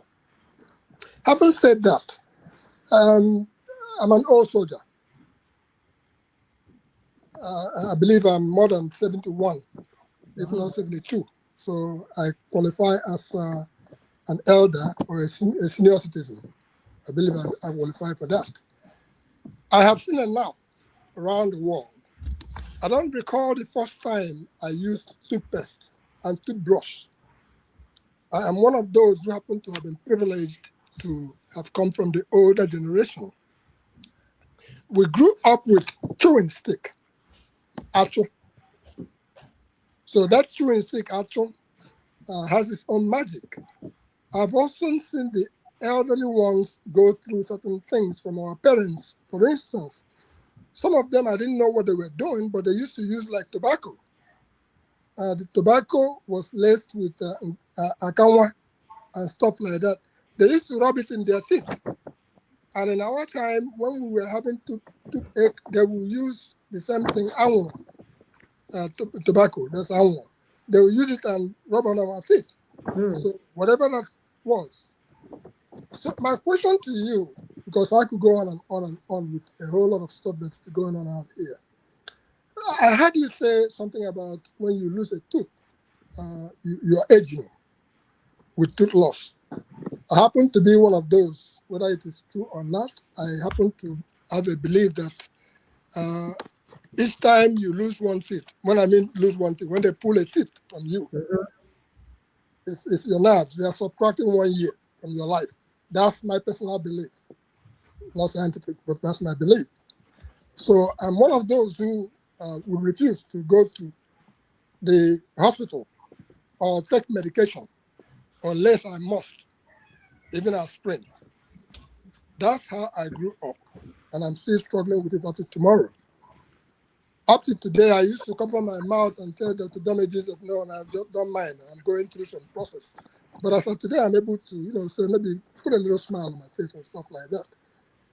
Having said all that, have you considered a research into chewing stick? Because we cannot kind of like disregard the things that we grew up with. And this is a case of herbs versus modern medicine. And if so, I will follow up with all the good work you're doing. Please keep it up. I will just talk about outlets. When we say Igbo Basics, we've been publishing since 1995. Okay. That's when we started publishing Igbo Basics. It is through the work that we did at Igbo Basics that we came to know people like Dr. Damages, Rudolph. And then I also had KJ asking you if you can, as Nobi, which is Rudolph's village, if you can extend your goodness to that village. As a matter of fact, the wife of Chief Zebrodea Okorigwe Ngobe, alias 430, she is currently going through some very serious dental issues. And I was going to plead with you, maybe send their information through Dr. Damages, that you're able to reach out to Omorozwa, that's her name, she's a French teacher. Maybe some of those personal touch could go a long way in preserving life and prolonging life a little bit more. So that my question is in two folds. The first one is the research into atu, which is our traditional way of cleaning our mouth until the modern medicine came with toothpaste and every other chemical that comes with it. And then the other question would be, when you go to igbobasics.com, since you have a YouTube channel and you are somebody that will consider that is very, very stable, maybe you could plug in as an outlet, because when we say we are custodians of the conscience, we truly believe in whatsoever that we present is pure. And I just want to thank you for coming from a position of purity, which is what I see. The way you are presented and the way you are presenting things is a matter of what you believe in, and it will take you a very long way. The seeds you are sowing today are the fruits that your children will reap tomorrow. That is my two questions and my 10 cents to this conversation. Thank you very much, sir. I would keep it very simple and short. Yes, I have considered the ATO research, actually. I spoke to my son about it some time ago, because especially the Yoruba ATO, like the bitter ones, like the ones that would foam, because something in me keeps telling me does have something. Yes, so yes, that did flash my mind some time ago. We just have not gotten to that point yet. But trust me, it's not just me, a lot of Nigerians, every so often when we gather as oral health professionals, everybody's like, I wonder what is in the foamy part and the bitterness and all that stuff. Yes, so it would happen. It would definitely happen. It's just time and how to even start. And then the second part of what you did suggest, the Igbo basic, absolutely, I'll be more than honored. I would partner with Dr. Damages to see how I can, be more visible with you guys. But I'm open to it as well. Thank you. You have done well. And if you need any other information as far as the herbs and stuff like that, we are available for you. Ask questions. Ask, because I'm one who grew up in the bush. I trust in the bush. And when I go back to Nigeria, I always go back into the bush. I've been documenting herbs and everything else before we all cut them all up. So anything you are looking for in that regard, please do not hesitate to ask, either through Dr. Damages or directly. We will be able to provide you with whatever you need to make life easier for your research. Thank you so much. Thank you, sir. All right, thank you, Igbo Basics. Before we go to the next person, I have a few questions, one on my WhatsApp and one on the comments here. But let me clear one thing. Nobi, ChiChi is not from Nobi, but the sister is married to my uncle who is from Nobi. And Nobi is not, we may not have a dentist, but we're not desperate. Anyway, I'm just kidding. The point is that Nobi is not, it's not too bad in Nobi. That we Dr. Damages, that was a direct appeal. That was a direct appeal. Because I just got off the telephone with Chief Secretary Kurigumobe. Yeah. And the issue he presented me on the table again is that issue of the tooth problem. All right, don't help us. Don't Nobi. No, I'm trying to protect the image of Nobi. Okay. the question I got from the WhatsApp says, is it? It's about dental implants. This person wants to know. His name is Flagship. He wants to know: are they safe? They last long. Does she recommend them? And is it hygienic? Yes, dental implant is actually one of the best things that ever happened to us in dentistry, right? That's a way to replace missing tooth. The key thing is getting it done well. So a lot of times we try to cut corners and we implant and then they fail. So there's a tendency for them to fail. So it's a lot of money. So if you're considering dental implant, please make sure you at least use a real dentist. That's my number one advice. And then number two, when you have that, because of the money and the investment, okay, there's a particular way to take care of it. Okay, nothing metal can go around it. So only a good professional would know how to handle your implant. And you have to brush, you have to floss. You really have to keep that area well, just so you can prevent bacteria accumulation. Because just like anything that is artificial, it's still something implanted in the mouth. So you need to be very careful because it's like a rod. It goes in like the root of your tooth. And then a crown is put on top to build like from the roots up. So really, yes, it's a breakthrough and we are very excited. And that's usually the number one option when it comes to replacing a missing tooth. Now, there are many things that will need to be right in order for that to happen. You will have to have enough bone so we can at least get in there and put in that implant. So yes, please, if you do need an implant and you can afford an implant, 100% support. Just make sure you see your dentist, your dental hygienist, at least every 3 to 4 months. Make sure that area stays clean. Okay, one more question. This one from the comments section says, how does vaping nicotine products affect hygiene, assuming the vapor does not contain sugar? So vapor dries up the mouth. When your mouth is dry, the good bacteria is not thriving. So vaping nicotine actually causes gum disease. And you hear me say gum disease has a link to heart attack, stroke, heart disease, uncontrolled diabetes, and all kinds of stuff. So when you're vaping and you have that smoke, your tissue becomes fibrotic. So when your tissue is harder because it's not enough oxygen, it's not enough saliva, because you need your saliva really. So when you have those artificial habits that you really shouldn't have. So yes, my number one advice is quit today. And if you're not able to quit today, at least work towards that. You can have support group. If you're married, your wife can help you. If you're the woman smoking, husband is not smoking, the other partner can help. Or even just read up on it too. Clearly says smoking kills. So when something you're buying clearly labels this could kill, so it tells you that definitely there is something in it that you should not be doing. So it does have a strong link to just your mouth being unhealthy. And it causes bad breath too. So smoking and rinsing with mouthwash, smoking and brushing your teeth right away. Yeah, that could help, but ultimately it's just masking something that you really could stop to help improve yourself and your life.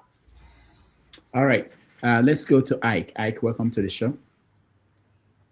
Dr. Damages, good afternoon, good morning, good evening, everybody. Happy Sunday. Dr. ChiChi and Jason. Happy to see you on the Thank platform. you. First of all, let me say, um, Jason, for what you have done and for what you hope to do. I think the sky is your beginning. Um, is a gift, and you are blessed. Um, you have the spirit of resilience. You have the spirit of commitment of what you believe in, and you have the power of aspiration to aspire to what you want to be. And at this age, you're beginning to think about touching lives. Okay. It is something that is very, very inspirational to me and to a lot of people.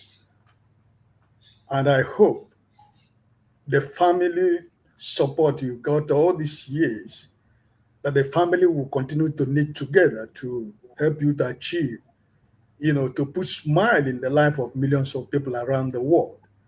I am highly impressed, and I pray that the Lord will continue to be your strength, and you will continue to do what you think that is best for you.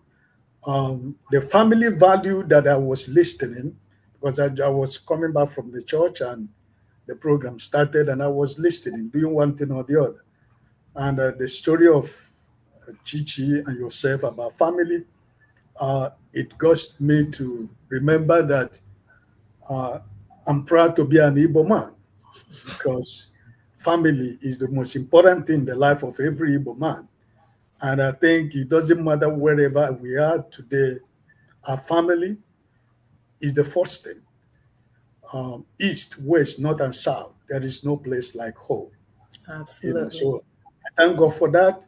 And I thank God for your family. And I pray that a lot of us will learn from, the inspiration of your family by trying to lay hands of support to Jason and what he's doing, irrespective of whatever he has gone through.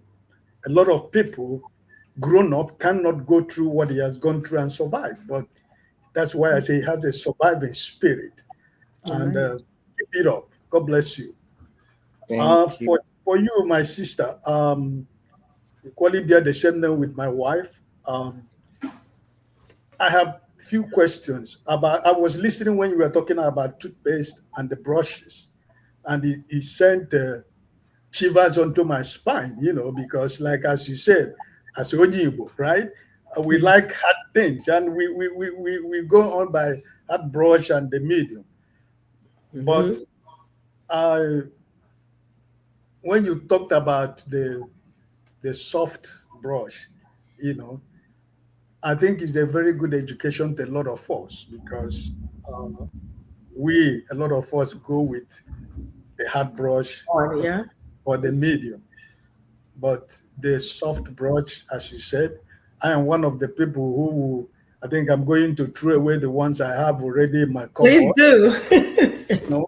I'll go back to get some soft brush for myself. And about the toothpaste you said, I think the dentist here, moreover, I live in one of the most beautiful islands in the world. I live in the island of Bonaire. So I think that was the recommendation they recommended for me. Sensodyne is what I'm using now for over 6 months or 1 year. But my question is, what is right thing to brush before breakfast or to eat before brushing? Because sometimes it's confusing, right? And sometimes I see my wife or mostly in Europe. I don't know if it's like that in America. When I go vacation, I see my kids, they eat before they brush, and I don't understand that. So what is the most basic hygienic thing for you to do? Because for me, I feel as I wake up in the morning that the first thing I need to do is to brush my mouth before I go for my breakfast table. But I don't know, that's your profession. Then the second question for me is, how long can you use one brush? Okay. Yeah, that's a good one. So we've kind of talked about soft bristle, and then we're going to toothpaste, right? We talked about, should we brush in the morning before food or after? Well, the normal culture is brush. You wake up, you brush, and then your day starts. You understand? So I would say you brush and your day starts, because a lot of people don't have time to eat breakfast, come back and brush. Really. So the normal order really should be brush, brush, shower, do whatever you do. And then the key thing is at nighttime, you brush again. So you should be brushing 2 times a day, at least 3 minutes every day, each time. And that's enough. That's really all you need. Okay, because you brush, you wake up in the morning, you have bad breath because you've had your mouth closed for a long time. So that's why you need a kill. You need to, neutralize that bacteria by brushing your teeth and rinsing properly and flossing. And then at nighttime before you go to bed, because you've had breakfast, lunch, and dinner, you can actually at that point brush before you go to bed, because you don't want to go to bed with all that food particles, still on your teeth or your tooth. Then the third part of your question was, what was it? Remind me. How long can you use a toothbrush? How long? Well, standard time is 6 months, or after a bad, terrible cold. Right? Like I just had a bad cold, and so the normal thing for me, because I had that cold, I was sneezing and all that stuff, I threw my toothbrush away and I got me a new one. So typically 6 months is enough. But then depending on how aggressive you are, if you're brushing too aggressively, then look at the bristles. If it's kind of smiling at you, it's all over the place, even without the 6 months, throw that away, because that means it's really not getting into all the corners well for you. So it could be after a bad cold, 6 months, or if it's really telling you, oh, it's time, change me, then it's time to change that brush. Okay, finally, one other question, Dr. Damages. I was listening to you when you were giving advice about, what we need to do. For example, when I came to the island first time, the insurance was covering dentists, but right now they don't. And I see a lot of family, because your area of work is very expensive, and a lot of family, not really, they don't want to do it, but when they look at the cost, they keep away from it. So what advice do you really give? Because like people back home, it's a difficult situation, right? Even where I live, it's not all the families that can afford dentists right now. A lot of people who don't go to dentists anymore, or they keep it a very long time because of the cost of going to the dentist. Or sometimes when you keep it so long, it costs you more also. So a person in such situation, what advice do you have for people in that situation? I don't know in America if insurance cover dentists. I don't know. So insurance, and that's actually a good question. That's a very, very good comment, because it's the same. It's same here in America, right? We don't have free medical. We don't have free dental, except maybe Medicaid, Medicare. A lot of dentists really don't accept Medicaid, for so many reasons. But I'll tell you the one thing that I have come to realize: people afford what they deem necessary. So if you put a value to something, if you tell yourself, I'm able to afford a dental visit at least once a year for my family, we can make that happen. We can begin to even, set funds apart and be like, this is actually $10 here, $10 here. Because at the end of the day, if you are going in for preventive visit, okay, it would not cost you that type of money. Another good thing is most dental practices would have in-house plans. Like the practice that I co-own with somebody, another dentist, that Washington Dental Care, we have in-house plan. We have payment options. So with that being said, even when you don't have insurance, we are able to still meet you at some point. And when you have insurance here is almost like a stipend. They don't cover like medical does. Because people keep saying, oh, it's so expensive to go to the dentist, but it's really not. Because if you think about how much we pay when we go to regular medical practitioners, it's way more. It's just that medical insurances would cover more. And then when you think about what you're paying for your dental, it's usually like a little fraction of what you pay for medical. Like your dental might be like $50 a month. versus $500 for medical. So at the end of the day, you're not expecting dental to cover as much as medical because you're not paying them that type of money. So it would have to be a shift, mindset shift. Do we value dental visit as something that my family must do yearly? Our kids need cars when they turn 16 or 17 here in America, right? Somehow, no matter how difficult, we make it happen for them. So I honestly believe that if we actually develop a mindset of this is a value versus this is something that could happen, it would eventually become something that we can afford. And I'm not being insensitive to people's plight, but I've seen that happen where I did, like we worked it out to where you can give up that Coke every day. And then at the end of the year, how much are you saving from it? And you add that up, it adds up to something. So it's a value change. If we shift a little bit to like, this is something that I truly need, this is something that my wife needs, this is something my children would need, then we can make it happen. God bless you. Thank you. All right. Thank you so much. We still have so much questions, but we're not going to take them anymore. What we're going to do now is take a break. When we come back, we get Jason and Dr. ChiChi to give us their final thoughts. We round up the show. So let's quickly take a break and we'll be right back. Thank you. Thank you.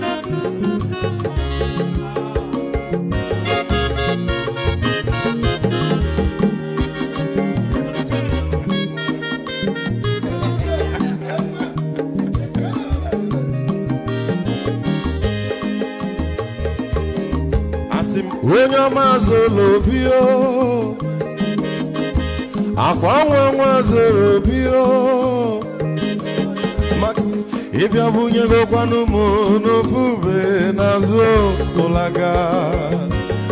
ụlaga n'ịbịa zugo, mmanwụ ụlaga do n'ịbịa zugo, akwa nwa ilochi o, biko rapụ zoro ka ọ nabazi ya. Onye zoro biko abamba watara dasari ibya unyane gana mo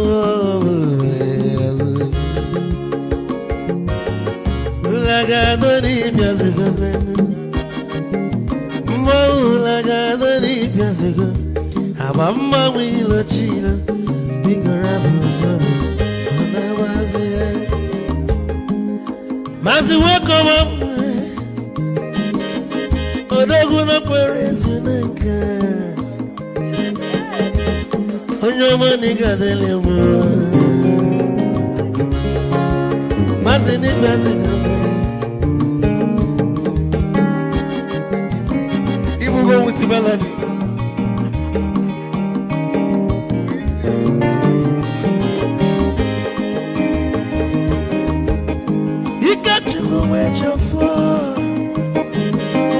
Odogu na chala noka Ezi wane mliga delemo Olaga ni bezigo noe Ma olaga ni bezigo Amama wilo chilo Bigora muzoro Anabazi Te Onyama zoro de Sorry, if I were to go on a fool, Molaga, don't need Piazugo, Nazaboy, Molaga, don't need Piazugo, Avamba Wilo Chilo, Biko Rapuzoro, Anavazi, Ice. A dog can never be kitchen for. Ama kwa mnika kugogia Waligwe kwelo Ikeja mabele bege Hey, you won!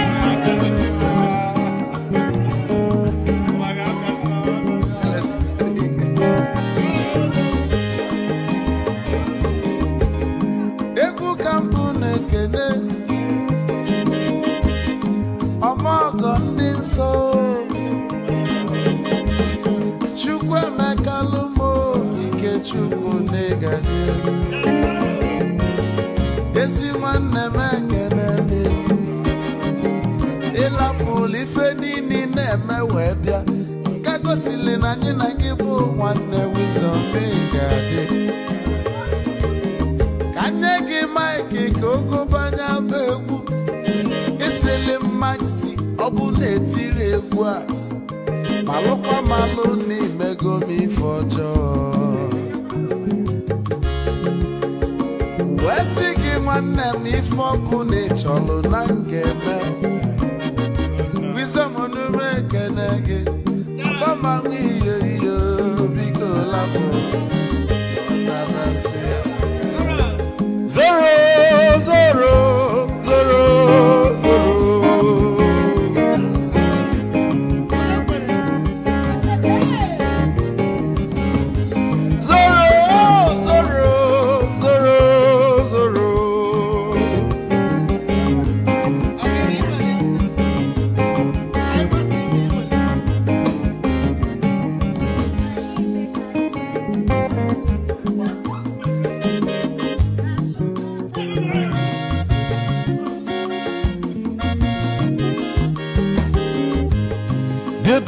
Joy na bugwu Hausa Sokoto Ujembe enwilo anụ solo onwe ma n'ọfịa na-ara onye nwụrụ ozuru ike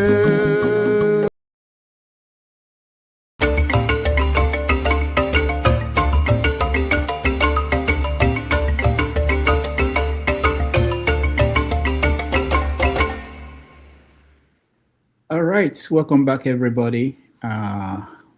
Where is the host? Welcome back, everybody. Thank you. What happened? Welcome back, everybody. Thank you so much for joining us, and it's been a wonderful day. Thank you, Dr. ChiChi, and thank you, Jason. I will let you guys give us your concluding thoughts. Maybe, ChiChi, when you are talking, it's this question I think may be important. I've never had that before. Something about microplastic from toothpaste, from toothbrush. I didn't know there is something like that. Maybe you can address that in your concluding thoughts. So okay. I'd like to know exactly what that means. But let's have Jason close out for us. Yeah. Jason, go ahead. Okay. Thank you, everyone, for your encouragement, and I hope you will buy my book on on Amazon, and please buy my book on Amazon for supporting, and have a good day. Thank you, Jason. Thank you so much. The book that put it up here is on Amazon. You can buy it. It's called My Life: A Story of Strength, Faith, and Family. All right, Dr. ChiChi. Okay, may I please have you read that question? I need to. Oh, the exact question. Yeah, I saw it in the comment section. Okay, let me see if I can quickly. Yeah, the comment. I need to know exactly what that is. Yeah, if I can get it. It was something that crossed my mind when I saw that. Okay, yeah. This is a question. What of microplastics coming off toothbrushes? Oh, microplastics. Well, every product would have a cons and pros, right? And reputable companies. I personally don't use any type of toothbrush. I use electric toothbrush because that's actually the best option for you. But if you're using manual, I would make sure that you're getting ones, with better bristles, like because again, the microplastics would be from the bristles of the brush. And I've seen that because I have a sister who would never, she's like, I don't think I'm comfortable buying toothbrushes from Nigeria. And it's funny because she lives in Lagos. She doesn't really need a whole lot, but there are particular things she would always have you send to her. Something as simple as a toothbrush, because she tells you that whatever she buys, even when it's labeled properly, ends up like, the bristles and all that stuff just coming off. So again, I don't know I can't really speak to, what why that happens, but obviously we know why, because it's poor quality. But then again, even some reputable companies, we've had some allegations, or really even people accusing companies like Colgate or even Crest of their toothpaste or their toothbrushes containing things that they shouldn't contain. So, but the thing about America is there's accountability. So when that happens, and a lot of people speak up and really prove that this is happening, it's changed. And that's why they have advisory board members who actually come together. Like I mentioned earlier, I've actually been on Colgate advisory board, currently still on Crest. So 2 times a year, we actually go to their company in Mason, Ohio, to review their new products, give opinions before they actually manufacture. So these are things, they do put a lot of things into place before they sell, before they even send to FDA for approval, because they want professionals to taste, to feel, to critique, come back, ship back to us, hear the opinion, the feedback. And sometimes it's not even for me. I get it, and I have family members try. I'm like, hey, husband, what do you think about this? So whatever they tell me, because I might be too biased, so whatever they tell me from their perspective, I take it back to, okay, this is what I'm hearing, this is what I heard. Or I could even give to my patients as well, just to have a wide opinion. So yes, products are products. Some products are failures, some are, success. So if what you're using is not working, try something else. We have a lot of good products for sure out there. So your final thoughts. Well, final thoughts. I have nothing else to say but a big, giant thank you. Thank you, Dr. Damages. Yes, we're family. But then again, what you do, I can't even quantify that, because you're super committed. You're one person I know, you're so diligent. You're irrationally persistent. You just keep going. You just keep going. You just keep going. So thumbs up for that. And thanks for having me here. For everyone who has participated, the questions that came through, all super needed, super intelligent, super smart. So I'm highly honored to be in your midst today. And I'm one person that is super reachable. My YouTube, my Facebook, my Instagram, reach out to me. If you have any questions, I will try to answer your questions for you. Subscribe to my YouTube channel. That's the only thing you can actually do to help spread this message. Like I said, there's a wide gap, and we can. If each of you can at least subscribe and get 1 or 2 people to subscribe, share and like, I think we can go places. Not just within the Nigerian community, but the world globally. So do your part. Let me continue to do my part. Together we'll make this happen. Have a great week, everybody, and stay blessed. All right. Thank you, Dr. ChiChi. Thank you, Jason. ChiCi, we'll probably bring you back 6 months from now. And I think people have more questions. And sometimes we just talk about politics. Meanwhile, they have a toothache that they don't understand what to do about it. So we'll bring you back maybe in 6 months' time. And it would be my pleasure. So let me know when, and then we can plan around it. All right. Have a good day and a good week. All right. Stay blessed. Thank you so much. And everybody, thank you. We will take a break, and when we come back, we do our final feedback and continue with the after show, which KJ will host. KJ is here, and KJ will be able to take it from there.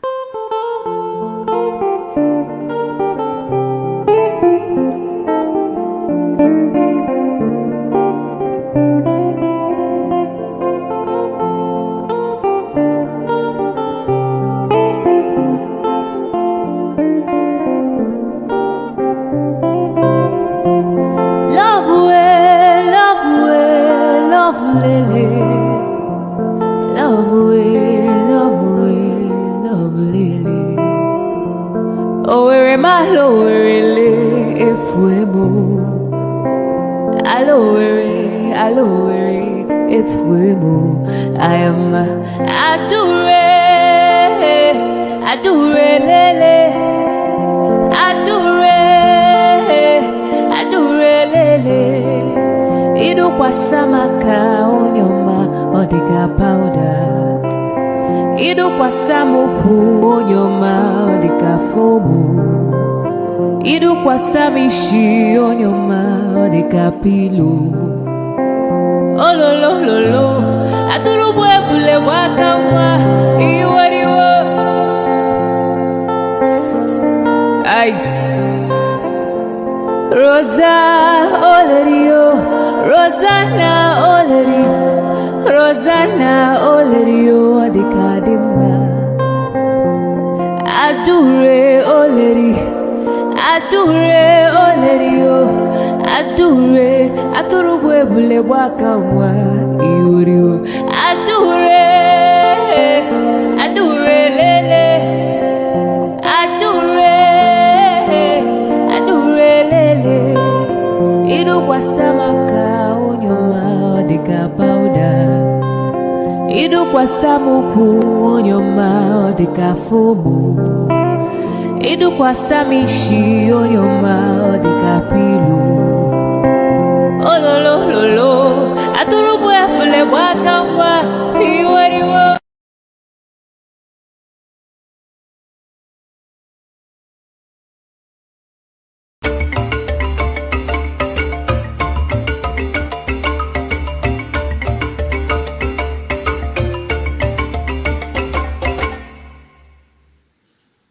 All right. Thank you, everybody, for joining us today. I hope it was worth your time. Next Sunday, we are also going to bring you another edition of 90 Minutes Africa. We are going to have Farida come to the show to talk about understanding the changes happening in French-speaking African countries and colonialism, changes happening in French-speaking Africa, and the sometimes we don't understand what's happening in Togo, in Mali. We found a writer from that region that will join us to discuss that. That will start at special time of 11 a.m. That is 11 a.m. New York time, which will be, I think that will be 5 p.m. in Nigeria. No, yeah. So 4 p.m. in Nigeria.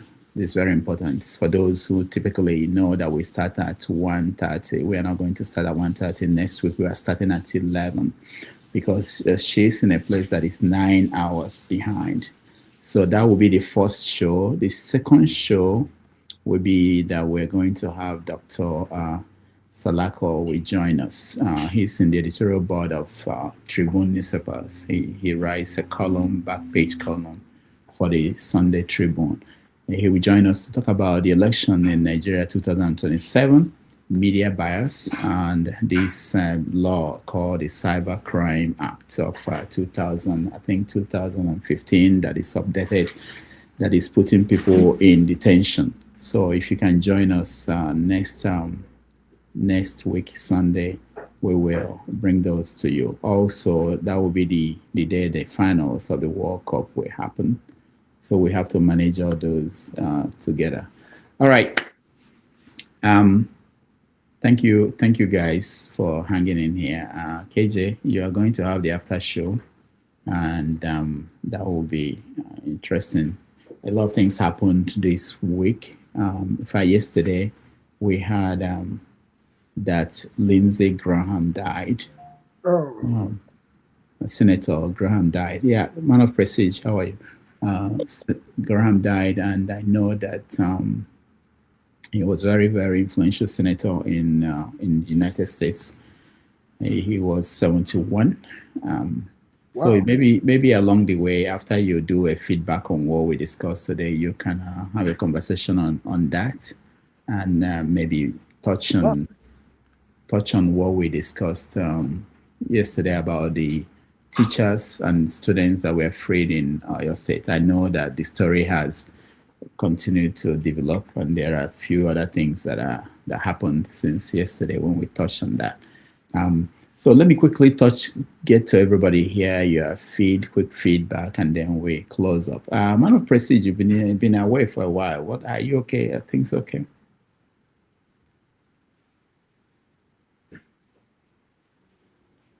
I've been, this is World Cup time, okay? And the time you talk about next week, it is not a good time, you know, because that's the final of the World Cup. I'm a soccer fanatic, so this is my period. Traveling all over, you know, where I can, you know, family watching this World Cup going on. So after the World Cup, I will become a regular back. So we on break this today. There's this 1 month. Yeah, there's no soccer today. So, oh yeah, that's why we saw you. There's no soccer today. So how do you watch it? Do you watch it at home or do you go to viewing some centers? at home, some watching it. Yeah. But very, I mean, because the soccer doesn't come quite often. This is one in a lifetime. This may be the last time I may see it in the US. So taking the opportunity, to do what I can do to watch it, go live and everything. Yeah.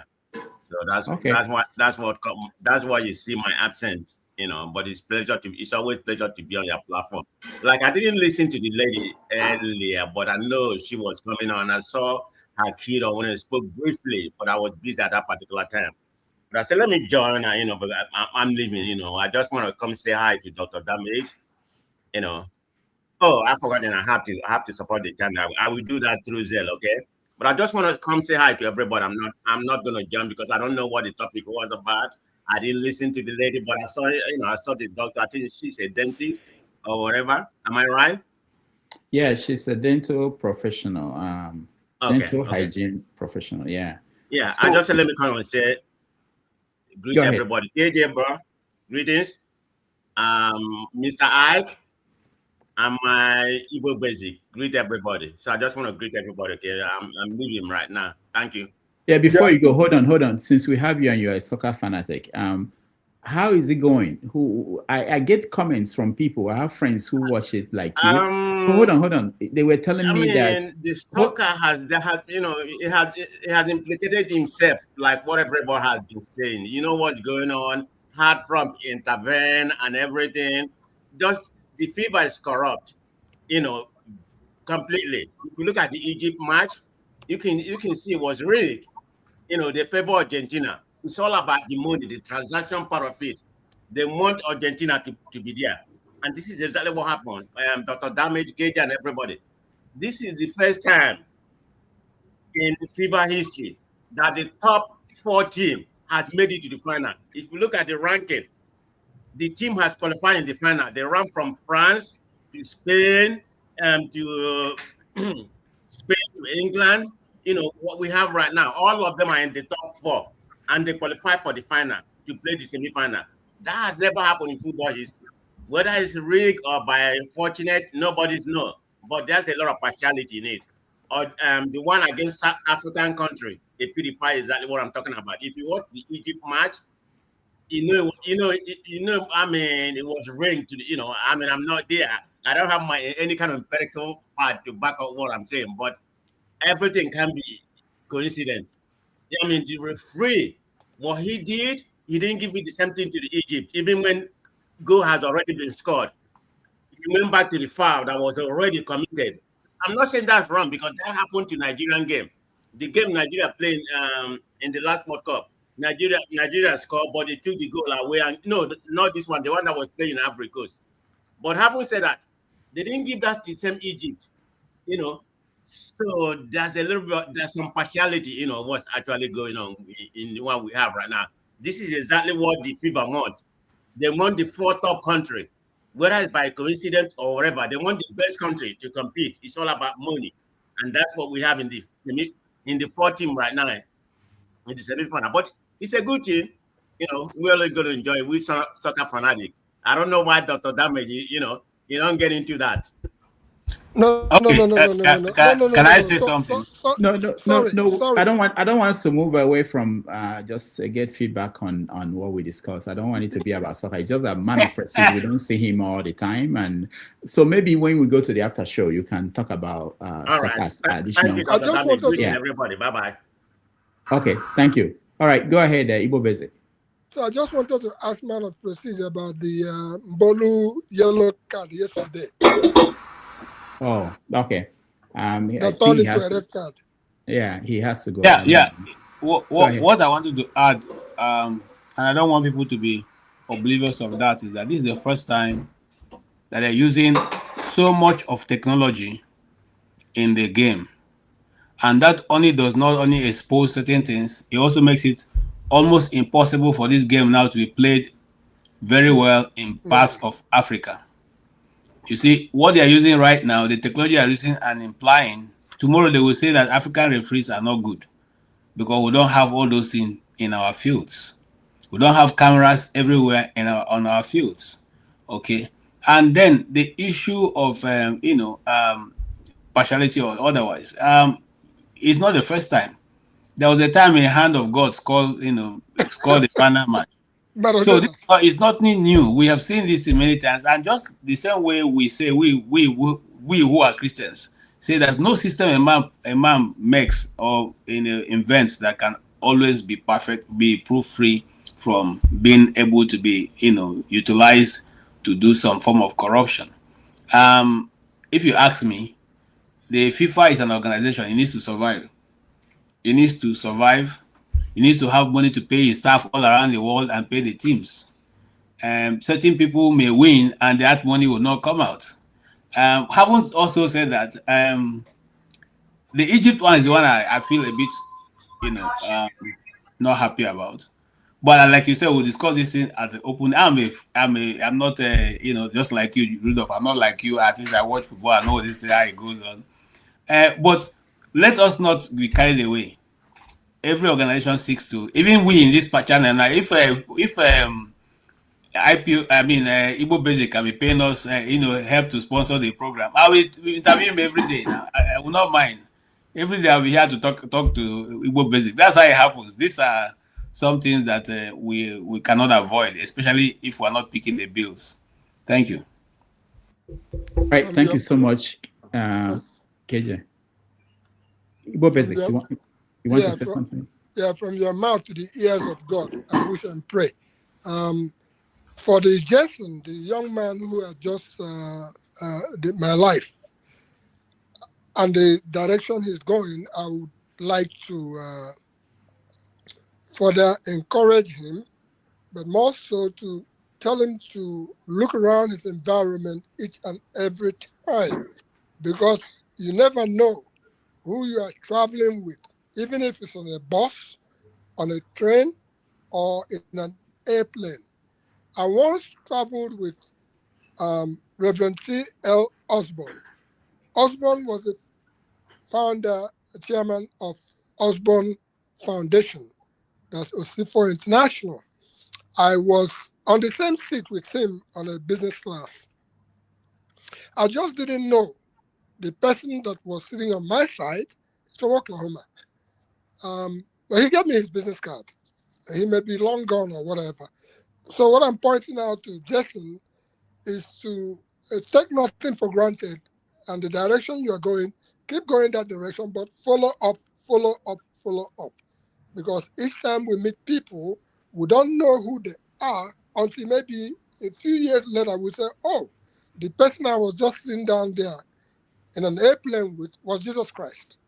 But as at the point in time we're seeing it, we don't know who we are working with.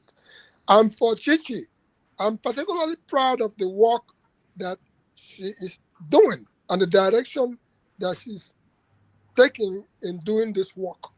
And I will also always extend to, even around you, never hesitate to ask questions, because the things that I did not ask our matriarchs or patriarchs, the ones that have gone, I am saying to the young ones now and to our viewers out there, ask these questions, because some of us who know the difference from Ogwugwa to Ogweze and what is happening in the modern world of chemicals and everything else.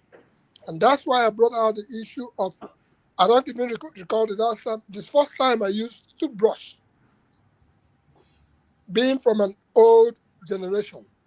those things that our forefathers and our forebearers were using and it was working for them. Please ask questions now. Look deeper and you find out the secrets behind them and then take it to the bank because it belongs to you. That's all I have to say. All right. Thank you. Thank you so much, Igbo Basics. Let me, before I come to you, Ike, let me just welcome Maska. Maska, welcome to the show. And OBE, welcome to the show. We're rounding up. We're just getting feedback, quick feedback before the after show. Let me come to you, Maska. Did you watch? Yeah. Okay. So I suppose it's afternoon in New York. Yes. So good afternoon, Mr. Rudolph, and good afternoon, every other person, even though it's evening here for me. Yes, I was listening, but I was listening very sporadically. I'm trying to turn out an academic paper, and you know, some of these things they can gnaw at you. They won't allow you breathe until you put it out. So, but I was listening, and at some point I have to stop and pay attention because it was I could relate to the I don't know what is the word to use now. The story for me is more than just the boy's story.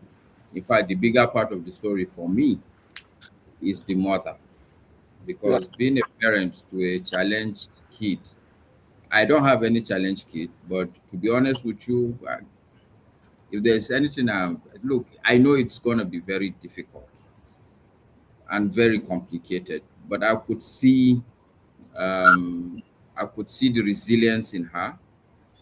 I could see that clearly, even at this young point, she should be very happy, and the boy is most likely going to turn out well. The most difficult part, I can see that look, he is beginning to be very comfortable in his skin. I mean, to talk, and I'm happy for him also that he has realized that look, communication is not only verbal. Some of us communicate more.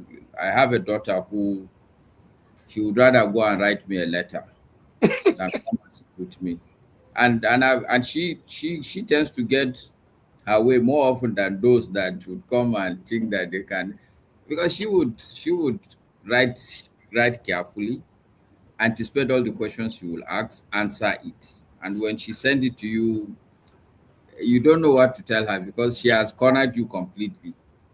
So I'm happy for the boy. I'm proud of the mother, and I think she should also be very proud of herself. So not just the story of the mother also, but for me it's a refreshing program, honestly speaking, because it's a reminder of our humanity. I was touched, honestly touched, when you start talking about the fact that you stayed with these people. And I know this is the life I've lived. Most of before, when I was young, there's a lot of people that I used to think that were related to them, that they were relations because of the way they took me in. It's only way down later that I realized that there's nothing between me and these people. They are just simply good people. You will even never know that you are not related. So I really, it resonated very well with me. And just like Jason, I was very, very close to my grandmother. Everybody knows it. If there's anything that is striking about me, it's my grandmother. When I was working, from the first day I started working till the last day I retired, on my desk is always a picture of my grandmother.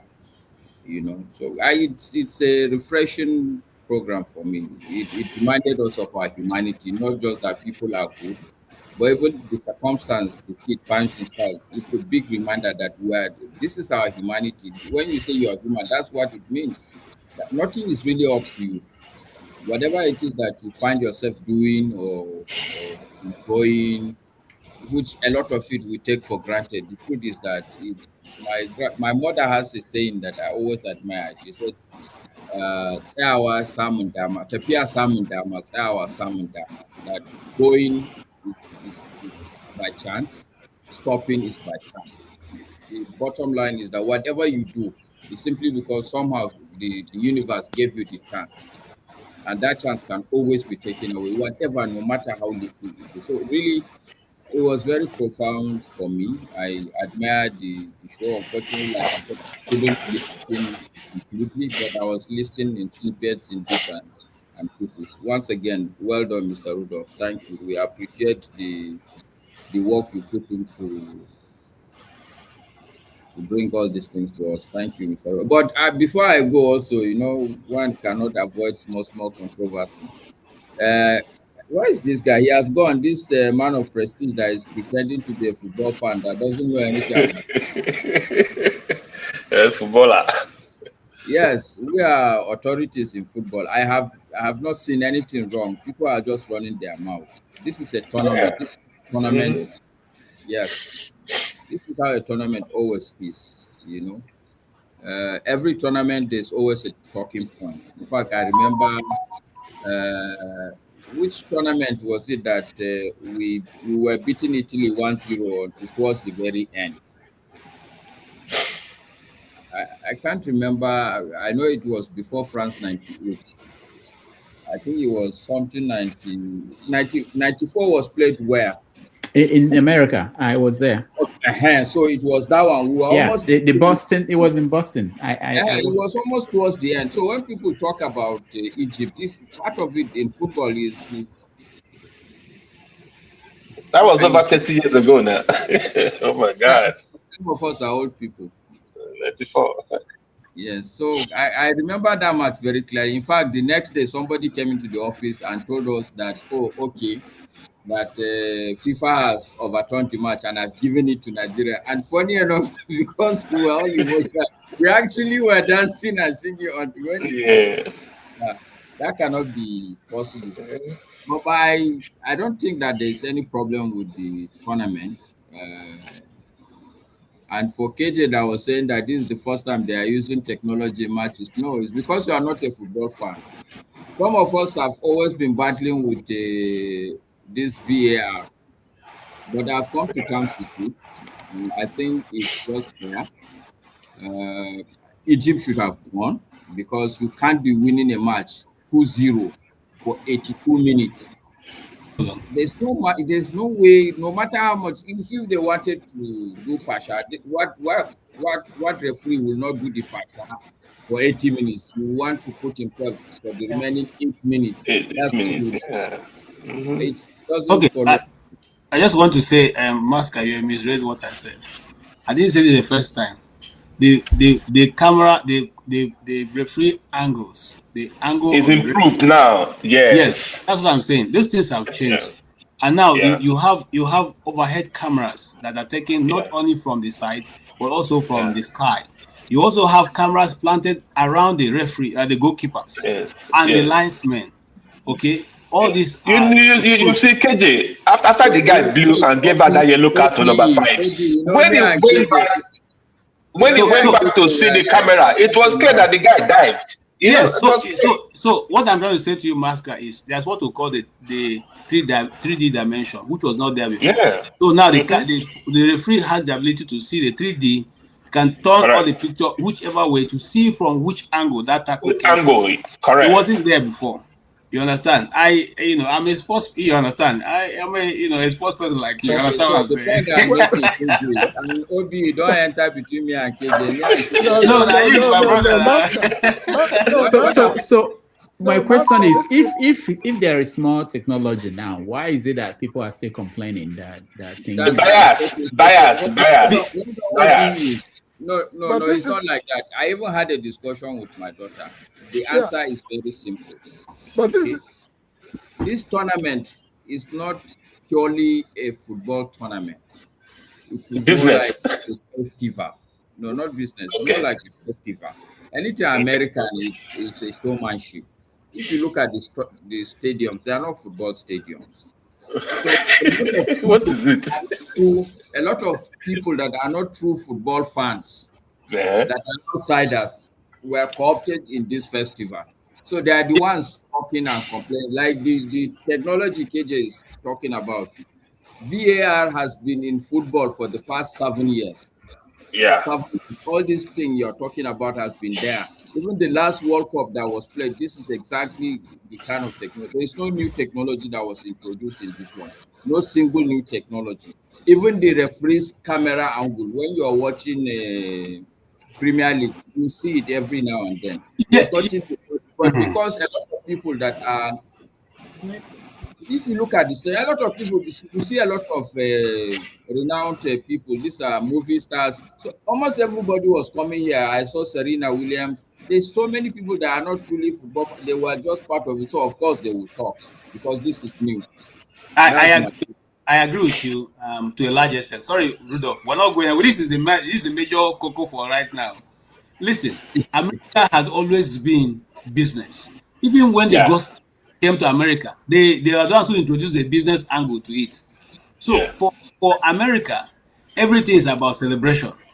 Even Christmas, if you come here, they're not celebrating Christmas because they love Christmas. No, because it's a marketing strategy for all of them to sell their goods. Everybody's going to buy. You know, so the World Cup would have been a failure if we didn't market it the way we're marketing it. Okay, and so America will do anything that will help to get people into the stadium, because in that way, all the companies that are involved will make their gain, and nobody will complain at the end of the day. It's sport, entertainment. Now, there's another section. Let's finish this. People that are saying that there was fraud. If you are a true football fan, the two most important footballing nations in the world is Argentina and Brazil. Every other country follows these two people. And that's what they are known for, right? In this tournament, these two people were unceremoniously dispatched. Yeah, so I repeat that there was no fraud. It's just like I observed, if I may, one thing I observed was that maybe for the first time I saw a pass interference. What I witnessed was a combination of hockey, American football, and soccer in terms of the makeup of the audience and stuff like that. Yeah. I saw a referee even blow a pass interference because the referee himself, the ball has hit the referee. So the referee called it as a pass interference. And I also saw the camera also became an interference to a ball that was hit up in the air, and it came back down, and those people use it and go to score. But the only thing I would say that I looked very closely at was the one that you're talking about, the diving, that was in Bolo of Switzerland. The gentleman yesterday, when they had given a yellow card to the other guy, and they turned around to reverse it, they should have not given that yellow card to Bolo, which cost him a red card, which ended up having to play 10-man against 11 until the end. That may have been a part of why they lost. All right. All in all, it's American business. Igbo Basics. Please send the link. Igbo Basics. There will be time to discuss this when we go to the next stream. Obi, let me just hear a quick take from you. Thank you, Jerry, Rudolph, and Uncle Ike, Papa there. Igbo Basis. This time, Igbo Basis on ground. I know I must hear about Zebediah. That's my fan. Masca and KJ, thank you so much for your time. I just had to hop in. I said I couldn't come in since anyway. I was driving at one point and I was listening, and I got all the gist. You know, people like us on the fifth floor. When we hear these things, you know, I came to America first before I knew that they watched it. That the dentist watched it. It's in America, I heard it first. In Nigeria, you never even chop finish. You never even. The only reason why we go for optometrists is that because your eye became so bad, you have to go see the eye doctor. Hardly in our time there was a doctor practicing a dentist shop. It wasn't there. You only see them in specialist hospital, maybe one section. That's small. 1 or 2 people will see them who are probably informed about it. Or you have toothache, or you want to pull out your teeth. There was no this periodic tooth washing or whatever, taking children to 6 months washing of teeth. I'm not sure it was existing those days. It was here. I heard it first. I started practicing it. The day I visited my dentist first to wash my teeth, his guy shouted. He said, what happened? Why have you have not been coming? I said, madam, this is my first time. I didn't know that I had to wash it every 6 months and all that. All I just did that is my toothbrush and toothpaste, and maybe mouthwash came in after a while and all that. So this is our eye-opener for so many people, especially back there home. Many of them don't do this. They don't even believe it exists. Basically, I'm telling you, 60% of the people don't know that there's something called washing of teeth. It doesn't exist. They just eat and live on till they are 80, till they are 70 and all that. So this awareness needs to go far to the people. And if you want to open a shop to say, come and wash your teeth 6 months, the dentist will be out of business because people never even see money to chop food to go wash teeth, you know. That is why, you know, when you come to an environment where this is a practice, you tend to want to follow it. Everything she said was correct. There is this thing I heard about hard toothbrush. When I got back home after a while in America, people were not telling me, your toothbrush is like foam. It's too soft. It's too soft. They want to bring a toothbrush that look like stick that will be hard.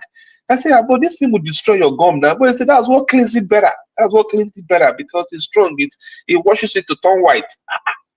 That is what we know, and that is how we roll. Until today, many of us say if you carry the recommended brush in your teeth, you will throw it away because it will be like you are just playing. It's like it's not washing nothing because it's so soft, it's so foamy, and it's like child's play. We don't appreciate it, except maybe you hear that you don't know that you are washing your teeth. So it's good to get this information really addressed in our, especially we that are growing older. You really need to work on your cavity and all that. And at the end of the day, I had to do teeth. I had to feel my teeth, all of them, and feel them. There were holes there that you don't know after you have broke all those bone, all those fighting with chicken and goat meat and all that. It destroy all your teeth.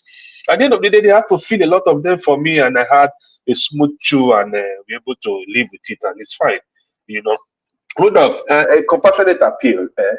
Yesterday, as soon as you announced have your say, I knew that that guy is going to show. What's his name? One man, whatever his name is going to show, because when situation happen within the week that brings about situation, he will appear. Since there has been fake what do you call it? Fake PFI, whatever. See, you didn't see him appear to come and condemn it. He didn't come. But as soon as he saw that the people came back, that they said the rescue, or he heard that a camera was shot out that will be parking in parking lot and all those things, he appeared to come and attack us. I want to appeal.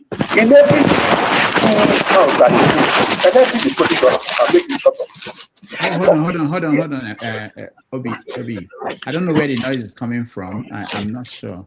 Maybe it's from you. I think it's in my AirPod. Okay, yeah. Can you hear me now? Okay, yeah. Go ahead. Yeah, I said for every 2 pounds he thinks he brings here, can we measure it up with $20 so that he keep quiet and we don't make him talk again? Please, because he really made some people very infuriated yesterday. It was too much for us to bear because he come in here to insult you, insult me, insult Maska, insult KJ, insult everybody. The way he goes around it, and he's been doing it consistently, time without time, and we're getting very embarrassed with this. I'm telling you the feedback I'm getting, because each time he comes here, either something has happened, is coming to blast you, calling it an Igbo, calling it whatever name he calls it, very parochial kind of thinking. But it embarrasses people like us and people like you who has worked around the clock to set this up. And it's coming to make you look like you're doing a child play, or you are a bit sentimental, or you are doing a poetic thing here. I'm not an Igbo man, I'm a big man. Do I need to be an Igbo to understand that Rudolph is doing things that are beyond ethnic narration or narrative? The guy is just too much. I felt so offended. I couldn't come in to really talk. I thank God for the way what's his name, the guy in UK blasted him and did make sure that he doesn't talk, or doesn't have his way. So please, Rudolph, if it is his $2 that is his problem, I will measure it up with $20 so that he cannot talk here again. All right? All right. Thank you. Thank you, Obi. Hi.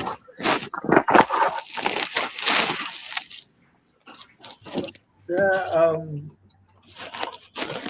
it was an interesting encounter. I learned there is a noise coming from somewhere. Go ahead, Ike. I'll fix it. I also learned something for myself, which most of us, most of us from Nigeria, we, like Igbo Basic was saying, I mean, I don't know when I started using toothbrush, because all my life it has been chewing stick, even when I left Nigeria to Mali in Africa, it has always been, it has always been chewing stick. But once in a while you use toothpaste with close up or McLean, it's not, we are not used to it. So, and, as time goes on, we begin to understand so many things, and age begin to tell on us, and because of so many things we eat today, genetically modified, generated things we eat today, we are not even safe anywhere. So, but it's just the grace of God that we are still, most of us are still healthy, and thanking God for giving us a good life. So, but the one I fight every night with my wife is that, I've been trying to know how to do it, but it's been difficult for me brushing in the night. This woman will push me into the bathroom for me to brush in the night because, but I'm not used to it. So I mean, I'm still struggling with that, But she did mention that also here tonight, that you brush in the morning and you try to brush in the night. And finally, I think my dentist they recommended the electric toothbrush. That is what I've been using for over 3 years now, 2 years now. But sometimes, sometimes I try to use toothbrush also. So it's not, I don't use it all the time, but my toothbrush is, hard. But now she said it, like as I said when I was talking to her, tomorrow I'm going to buy soft brush because I have the electric, toothbrush, So it was a nice conversation, and because a lot of people, not that they don't want to take care of their mouth or their teeth or their gum, but because of the cost. Like I had when she was saying, somebody they bill is, the person was saying that this is the price of this is the price of Camry car, It's, as an Igbo man, we always look at something else, But I think in reality, I mean, if your mouth of your gums or your teeth is having a problem, I don't think you'll be comfortable with any, doesn't matter how rich you are. So I think, maybe we have to develop that mindset that we have to try to, take care of our gums and our teeth and our mouth, stuff like that, so that we don't see it as something that is too expensive. Because why I brought out here is that most of the families here in this island now, years back, we were having insurance cover you for dentists, but right now they don't cover you. You have to pay for your dentist. So a lot of people shy away, run away from it, and when they get too worst, they have to go to Colombia for that teeth plant you were telling her, and which costs more. So I think for me personally, the best thing is try as much as possible, like as she said, save $5 somewhere that you don't want to see that $5. For every 6 months, 3 months, 1 year, go to your dentist and check yourself up. Like my last checkup, they clean one side and they say I have to come back to clean the other side. So I'm trying to go on a vacation. So before I go, I need to go clean the other side so that, whatever I'm going to eat throughout the whole time, I know that at least I try to be safe for myself. And for the son, is a very inspiring story. People who have, challenged children. It is a very hard work, very difficult, but it's a blessing. That this boy has been able to overcome and want to do what a lot of able-bodied men, women cannot be able to do. So, I thank God for his life, and as many family that has, physically challenged children, it's tough, it's difficult, but I know that the life of Jason and a lot of them who has, been able to put smile in the life of a lot of people despite their, disadvantages, will encourage a lot of us to know that in every child there is a reason and purpose that God has, make that person to live, and it's for we parents and guardians to be able to give them every necessary support to make sure that whatever that God has implanted in their life is realized for the use of mankind. So it was a very good conversation, and I really enjoyed my time with the lady. Thank you, Dr. Damages. All right, thank you so much, Ike. Let me thank those that supported us. Oriako Top 8, thank you so much. Team Ajek, thank you so much. And Oscar Blackbone, thank you. We appreciate all of you. Like I said, next Sunday we will, despite the World Cup, we will be here. We will present double header. We're going to have Farida join us with Dr. Salako. We also join us. Until then, thank you everybody for joining us today. Those at home, those on the comment section, you can still like the show, you can share it. It will help us to go far. Ike, thank you so much for being here. Igbo Basics, thank you so much for being here. Maska, thank you so much. And KJ is ready to start this full reaction to this show. I hope everybody can join him. That's why we can discuss something beyond the topic we handled here, including what is going on today around the world. KJ's link. I should share the link? Yes. Okay. All right. As you used to do for your regular shows, because I don't normally get Igbo Basics. That's a lot of work. What I will do is I will share I will share the link now on this stream, so that anybody who is watching, you can click on it and join the stream. But to share that way, Igbo Basics, there's so much work to do. I know that KJ can also send it out. Otherwise, yeah, KJ, well, that's another way. Yeah, that's another way. KJ can send it out. But again, thank you for joining us the next stream. And again, I will be back this time next week.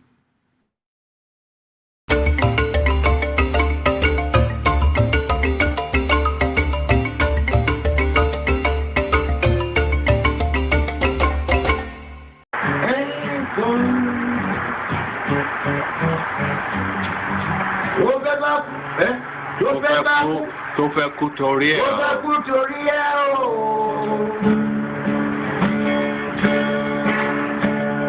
Ọwọ́ ẹni ló ti ṣàánú kọ́. Ayé la bá, ayé la fi sílẹ̀ sí. Ọ̀nà èyí yóò.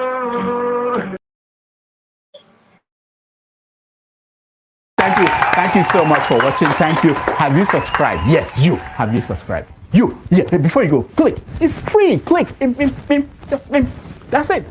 Have you subscribed? You are laughing. Have you subscribed? Have you subscribed? Thank you. Thank you. Thank you. Hey, madam. Thank you so much. I can see you. I can see you. We have to get to 100,000 subscribers. This by the end of the year. How are we going to do that if you don't subscribe? Yes, you. Yes, you're about to click off. Why? Have you subscribed? It's free. If you don't, ask your son, ask your daughter how to. Just one click. Thank you. Thank you. I see you. Aha. Thank you very much. Thank you very much.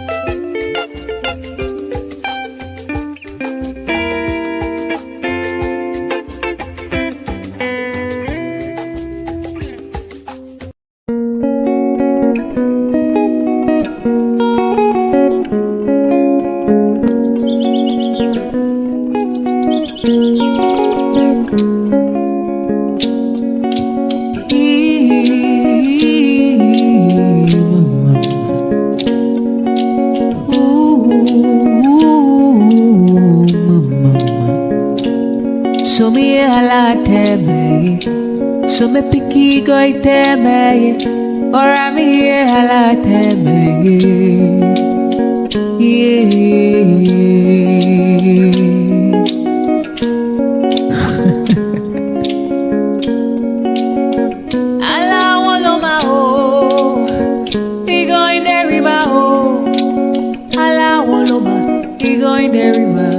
He going there, Allah woloma ho, hey, he going there,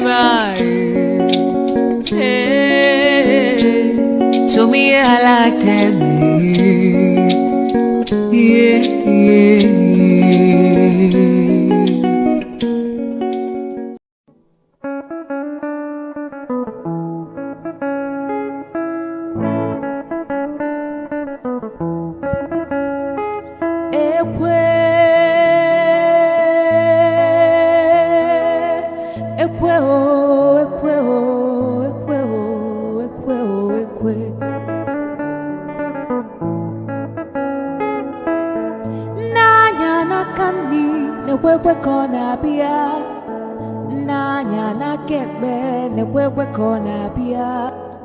Ebem jelu ekweje gwanu mi femgeme Omo agbatalu gwanu mi femgeme Ejim gugwo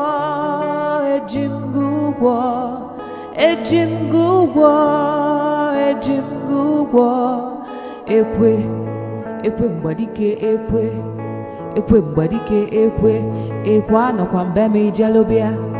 anọkwa mbeme ijelubia iwe bụ akpa ego ebia iwe dọkwasị m n'ụkwụ iwe na-ayọ m wee jụ iwe na-ebe akwa ị na-ebe akwa onye na-eti gị ekwe mgbadike ekwe onye ibe m na-ewe iwe nya biko wee gbuo ya ọsụkọsụ nwamkpi nya biko sugbuo ya onye ibe m na-ewe iwe nya biko wee gbuo ya ọsụkọsụ nwamkpi nya biko sugbuo ya selense